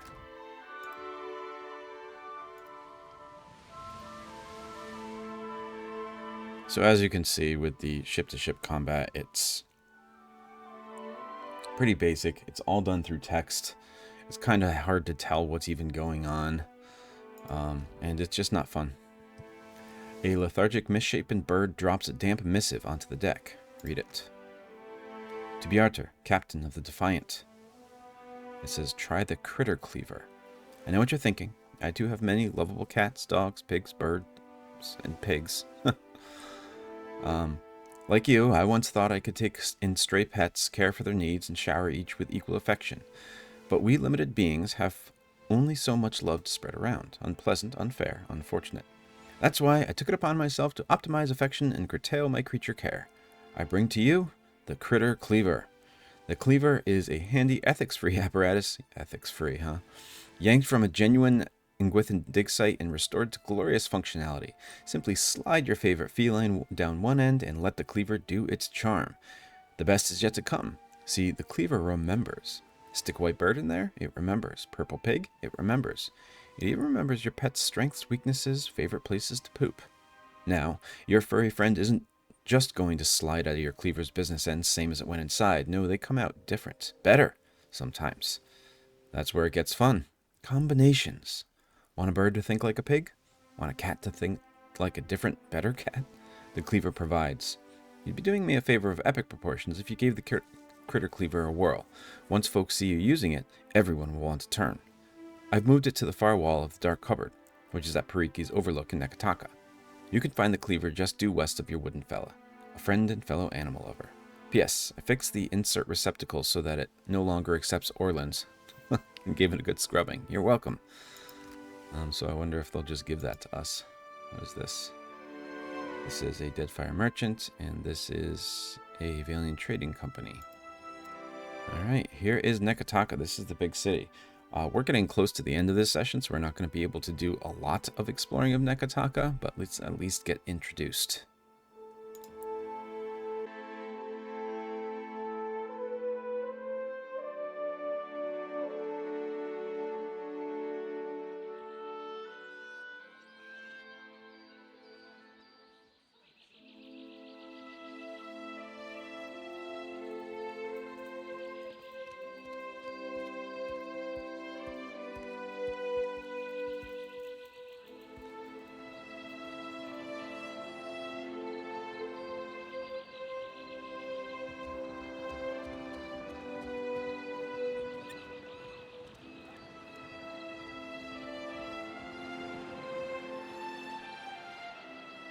As you walk down the dock, your approach is noted by a cadre of heavily armored Aumaua. Their leader briskly leads them to intercept you. The harbor master looks you up and down with pursed lips. She looks past you, toward your ship. You're far from home, farmer. How did you make it all this way in your little boat? The Aumaua cranes her thick neck to look at the hull of your ship. Her expression conveys equal portions incredulity and pity. Why do we gotta be farmers just because we're from Deerwood? Are you a farmer? Yeah, but you can't just assume. We got rabble-rousers, too. Nice of there. As her attention returns to you, the Aumaua's mood becomes more formal. I'm the harbor master, Kauha. I must ask your reason for docking in Neketaka. Let's see our options here.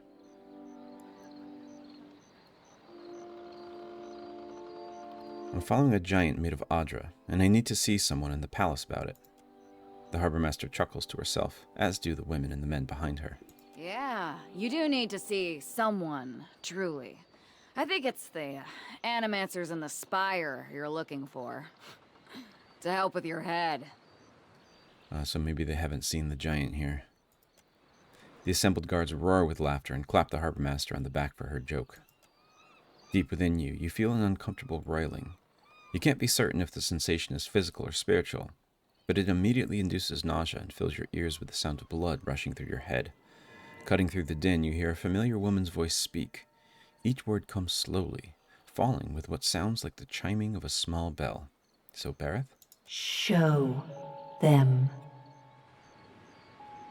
Show them what you are. Huh, okay.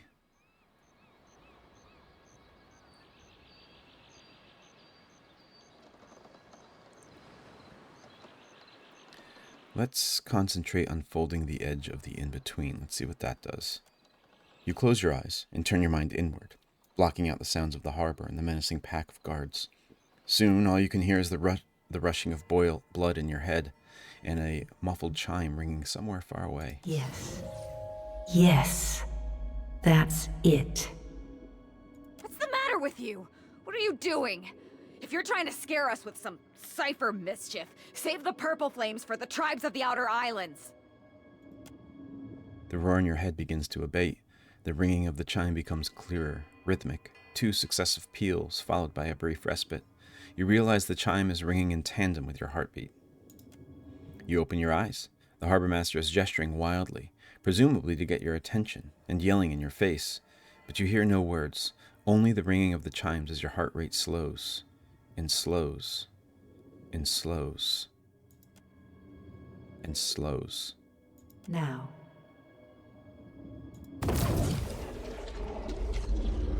What? What is this? Oh. Run for it! Good introduction to Neketaka. So much for discretion.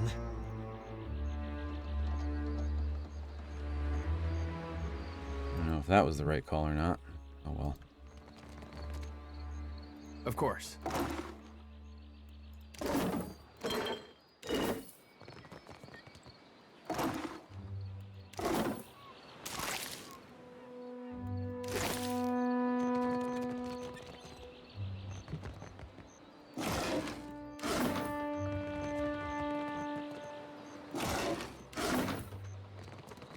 It's free ship supplies laying around, huh?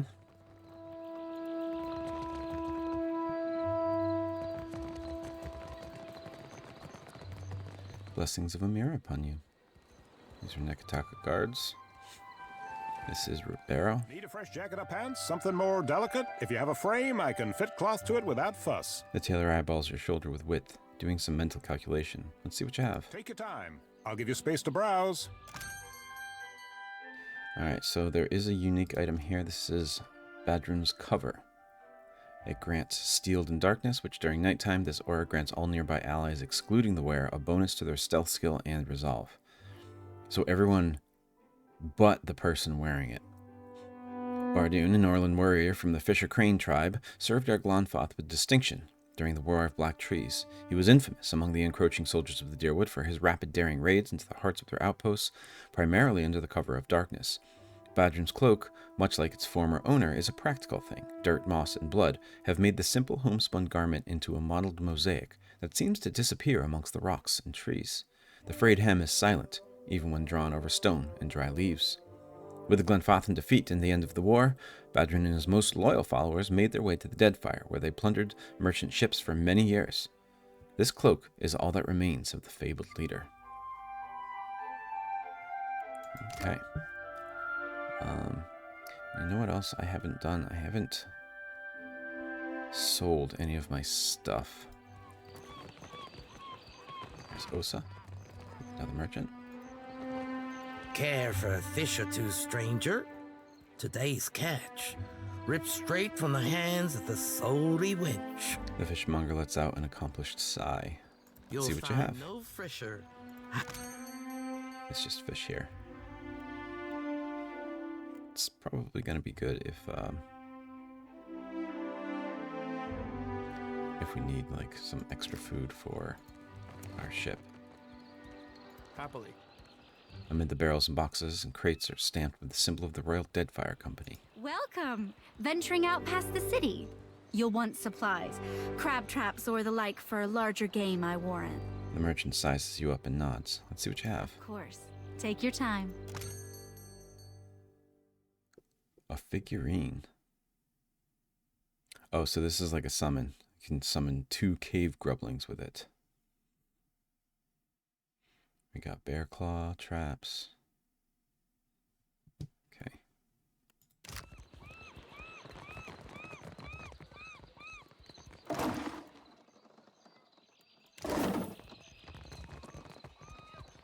Oh, neglected dog over here. Come on, buddy. Indeed. Repair supplies and a rope and grappling hook. A strong, musky animal smell clings to this straw bedding. Let's see. This dog is 11. It's +1 intellect, and that's the party-wide effect. Here's Zamar. Dora must think I work for free. Be with you in just a... Almost had it. Damn your eyes. The sun-scarred dwarf gingerly picks at the splinter in his thumb, muttering. Hazard of the work, really. He gives up with a frustrated grunt, shaking his head. Came in on the sloop? I can hammer your ship together if you're apt to pay me for it. Zamar bars his teeth and grinds them hard enough to sound over the noise of the dock. Having trouble with a client? Aye. Captain Redora hasn't paid me for her commissioned firepower. Zamar pulls at the end of his beard and winces. While I'm up to my nose in debt, the wild mare gobbles up her coin. And now, pirates are holding my feet to the fire over some sham of a deal. Zamar winces and tugs harder on his beard in self-administered punishment. If I don't get Redora's payment, I might as well start carving my swallow net.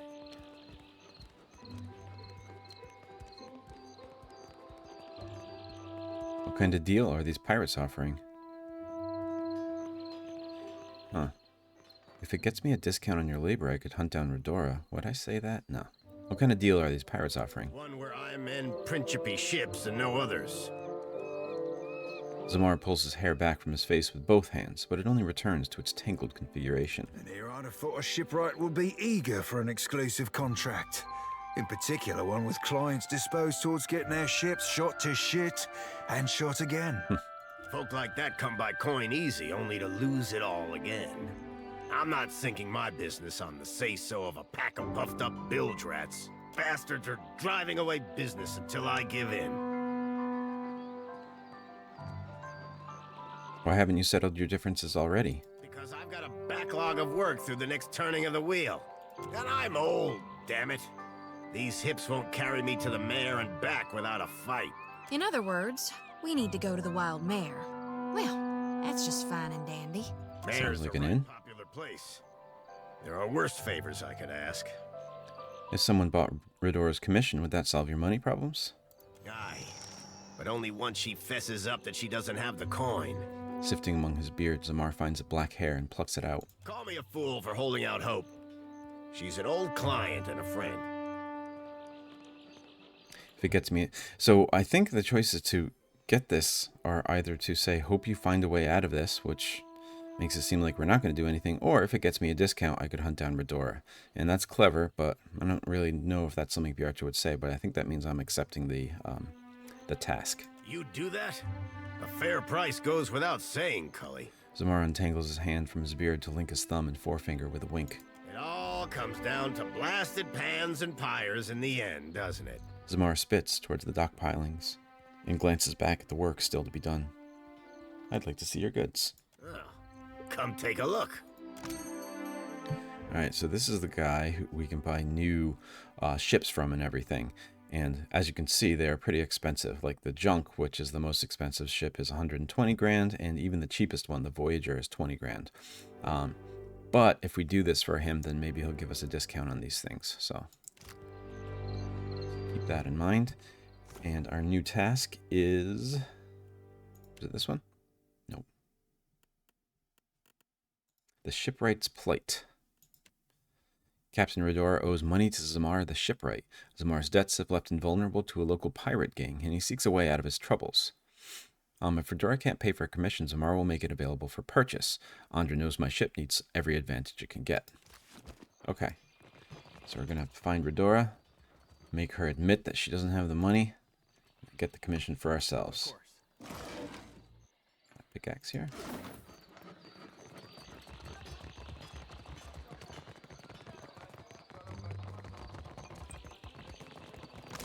I should have done this as first. So this is the big city, like Defiance Bay was in Pillars of Eternity 1, and there are multiple districts. So this is the Queensbirth district. So let's go through these places here. This is the Shipwright. That's what we were just speaking to. These are the shops that we were just at, Hunting and Sundries, and Osa's Famous Fish. And then we have Ribero's Fine Fashion. I think, yeah, we talked to him too. We have the Valera Estate here. That's this house. In this alley over here, we have a back alley and Dockside Arms and Armor. And then we have the Bardato Estate right here. We have Sansa's Map Emporium. Luminous Adra Mill. This is the road east and the road north. This is the Wild Mare. That's where Redora would be. That's, I'm going to guess, an inn. We have the Valiant Trading Company headquarters. We have the Peddler's Canal. A cobbler in the road south. So let's just make our way to the mare. See if there's anything on the way there. Hey, it's Palagina. Watcher. Tiverus. Is it really you? So Palagina, in the last game, we didn't actually use her as a companion that often, but we supported her with her decisions. And the Valiant Republic ended up, or the Valiant Trading Company ended up kind of shunning her because of her decisions, but she was very grateful that we backed what she was trying to do.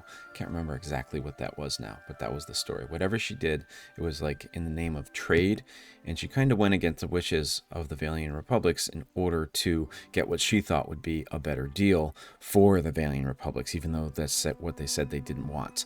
And we supported her, they did not. Hey, I know those feathers. Palagina. It's been ages. But what's happened to your armor? You two know each other? I mean, I wouldn't be jealous if you did. Shodi's eyes flick back and forth between you and Palagina. She bites at her bottom lip, but says no more. Know this last Cap? Oh, I weren't aware you favoured feathers. Palagina's mouth hangs open in shock. Though her hair and feathers have the same immaculate grooming as when you last saw her, her breastplate's 5 suns have been carefully scratched off. She looks down at the armor and back up to you with a pained glance. I'm sure that even at Cadnua, you must have heard what happened when I returned to the Republics. I did. I'm sorry things didn't work out for you. She glances away and gives an appreciative nod. You can see the muscles in her jaw clenching as the seconds pass. The Republic survived. That is the most important thing. And here the company's business seems to be getting on fine without my interference. Are you working for the Valiant Trading Company now? A pathetic laugh escapes her lips. She turns her gaze down, shaking her head. No. No company associated with the Dukes will employ me now. I get by working as a ship guard. At least I can be among my people, even if they look down on me. Pallegina is a Hylia godlike, which means I believe she has human parents, but you can see in her face here that she has feathers that are growing out of her head. So that is the shape that the godlike has taken on her. Godlike are born of non-godlike parents, and godlike themselves are infertile. I could use your help, Pallegina. I'm hunting down Aethys. Her eyebrows arch, the membranes of her eyes sliding out and back as the weight of your words hits her. I suppose I should not be surprised, considering all we went through. But no, I will not be coming with you, Watcher. I would be lucky if I wound up dead.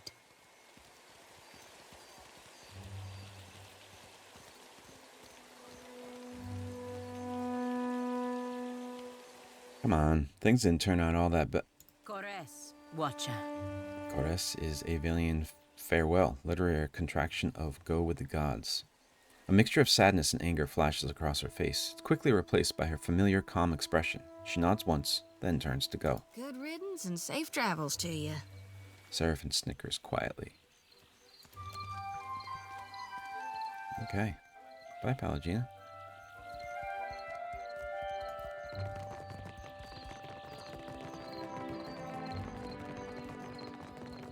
This is Ivor the Bright. Who labor in the shadow, for nothing is hidden from Aethys' divine sight. So Raid Saren, maybe? Gon's sickle comes for us all. Gon shepherds us all, traveler. Seek out his temple along the sacred stair, that thy path shall be made clear. Gon, again, is a form of Aethys. Blaming the Valians for attacking one of their ports. Well, did they? Of course not. But the Queen must calm them down before they go to war over it. So Hazanui is a Rautan title, roughly equal to Admiral. And it says that the Hazanui is blaming the Valians for attacking one of their ports.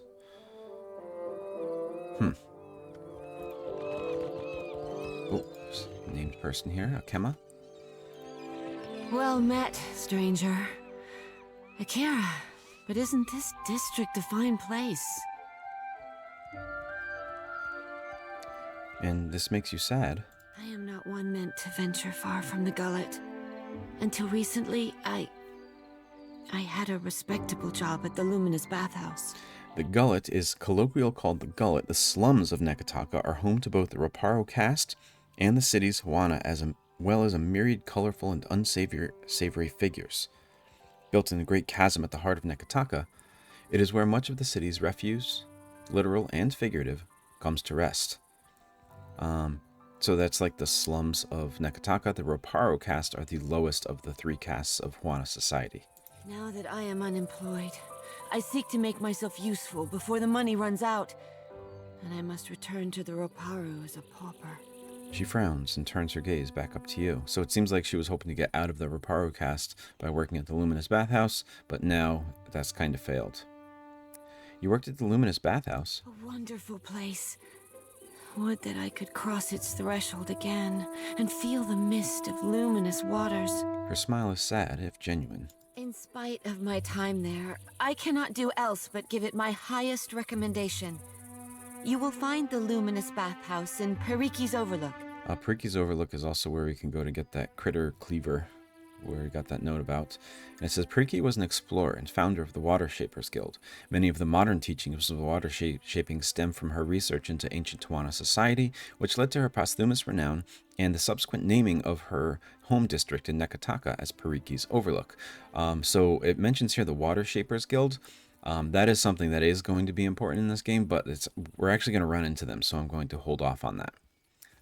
Tell me about Queen's Birth. The Queen granted this area of the city to the Valian outsiders. Here they organized their business and trade, digging up the archipelago with both hands and carrying riches overseas. She glances towards the docks. In her welcoming embrace, The Queen allowed a similar concession to the Royal Deadfire Company. You would do well to see as much of Neketaka while you are here, I am thinking. So the Royal Deadfire Company, I don't remember if I read this short description of them, a trading company owned by the Rauataian government and largely staffed by current and former members of Rauatai's considerable navy. It imports staple foods and commodities to the resource-poor Rauataian mainland. So these are, we have now briefly run into, I think, all of the different factions that we could run into. We have the Huana, which was that storm speaker on the island. They are the native Deadfire inhabitants, I think. And then we have the Royal Deadfire Company, which we just read about. They are Rauataian, and they have a presence in the Deadfire. They are bringing things back to the resource-poor Rauataian mainland. We have the Valian Trading Company. We just ran into Palgina, who at one point worked for the Valian Trading Company, and their embassy is right here, I believe. They are here because of the Luminous Adra. And finally, we have the Principes and Pretena, which is the Pirates. They are actually former Valiant. Well, they were started by former Valians. All of the members are not former Valians. How did you lose your job at the bathhouse? More happens at the bathhouse than cleanliness and ease. It is a place of meetings, business, and transactions, to all of which the attendants are either blind or deaf. One day, I overheard more than I ought to have. In my airing, I gasped. To my great shame, I showed a most unprofessional reaction before clients. I was fired, and rightly so. So it seems like people talk about a lot of secrets at this bathhouse, and you're just kind of supposed to turn a blind eye, but she heard something that was so shocking for her that she couldn't help but react to it, and that got her in trouble. What did you overhear in the bathhouse to cause such a scandal? Akema shakes her head and lowers it in deepest shame. She's trembling, and it's clear that, in her estimate, she has suffered enough without debasing herself even further. Could you direct me to the Kahanga Palace? Akira, you want to follow the road north, up the mountain, always climbing. It is the highest point in the city. So not only are the castes of Huana society leveled, the city itself is leveled, and it seems like the higher up you live in the city, the more respected you are. Farewell.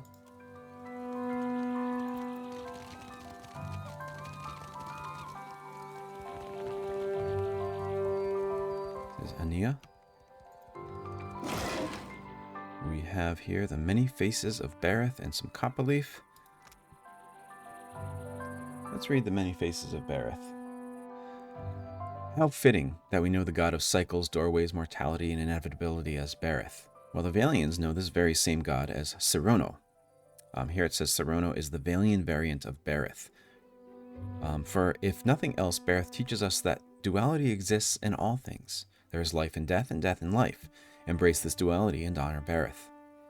In the ruins of our Glanfath, Barrow is depicted in the form of two semi-skeletal figures, one male, one female.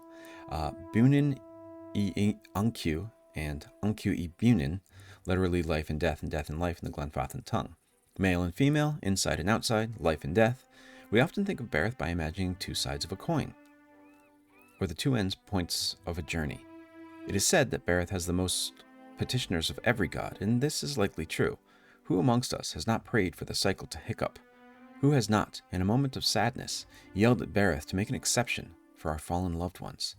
Barrow may not rescue our loved ones, but it answers our prayers in its own divine way. Barrow is the god that makes life end in death, and it is also the god that makes death end in life. Barrow, Serono, Bunini Ankyu, Ankyu Ibunin, whichever of the many names you prefer to use, deserves our prayers, for it has given us a promise of life's eternal renewal. So the duality of Barrow here. I don't think that was a book in the first one. That sounded new. There was a lot of typos in here too, which is why it was kind of difficult to read. Like it says, in this likely true. I think it's supposed to be. I wonder if that's because it was written by somebody who in the universe was rushing, or if that was just a poorly edited book text. Merla. How is every ship hunter taken? Ship hunter. I wonder what that is. Coral Snuff and Taro Taro Chew. No sooner do you approach the Valian woman than she squints and turns up her nose, regarding you with thinly veiled distaste. I only deal with serious clients. Now shoo. She makes a sweeping gesture with both hands. Excuse me? Done. You are dismissed. Madiko. But it is impossible to find skilled work when every competent freelancer wastes their shore leave in the wild mare. So I wonder if she's like a captain and she wants a crew. When blood travels south of their brains, the value of a good bounty is forgotten. Oh, okay, so this is a bounty hunter, or someone who hands out bounties. Why aren't most sailors accepting work? But I blame Luminous Adra. She folds her arms and exhales sharply through her nose. Our privateers are busy escorting shipments out of the Deadfire. Everyone is rich, no one is hungry. Where are the Casitas willing to sink their enemies for a bag of pyres, huh? Drunk on success. She waves derisively toward the east. What bounties do you have available? I do not make a habit of shepherding new talent, but there is a seed of potential. She sighs to herself and peers over your shoulders before giving up and addressing you directly. We will cut your teeth on Biakara, a Huana sailor and would-be patriot who plagues company ships. I'll take the bounty. Gelarde. Biakara sails a Voyager's scale of Tangaloa off of Hazongo's northeastern coast. Ania studies you once more before shrugging and seeing you off with a wave. Before I go, I had some questions. Questions? Ask your questions, Aimiko. I'm still hunting Biakara. That's not a question. Well, the Queen's Birth ship hunters are not exactly pounding at my door for work. Ania pinches the bridge of her nose. Enjoy the lack of competition while it lasts. Take your time. Very well. Alright, so we have a bounty. And this right here is the Wild Mare, where people are wasting all of their money. Or maybe spending all their money, depending on your point of view. Too much. Here. Not even. Ithrak, darling. A 10-minute falsetto.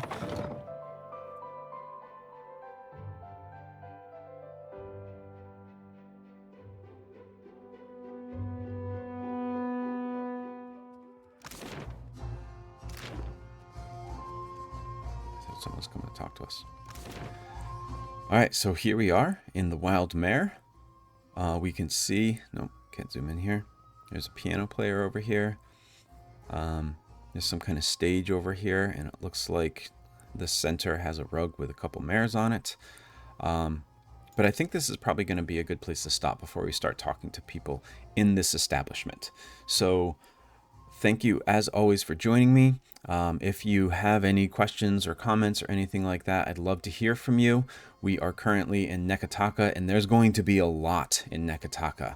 This is a huge city with a lot of places to go, including dungeons and stuff like that, so I don't know exactly how long we'll be here, but it will be a while, definitely. So, thank you, as always, for joining me. Please let me know if you have any questions, comments, or clarifications, or, again, if you have any ideas for what I should name some of the islands that I find and explore and get a chance to name. I'd love to hear what you think I should name them in the comments. So, as always, thank you for joining me, and I hope to see you next time for more sentences and paragraphs. Bye, everybody.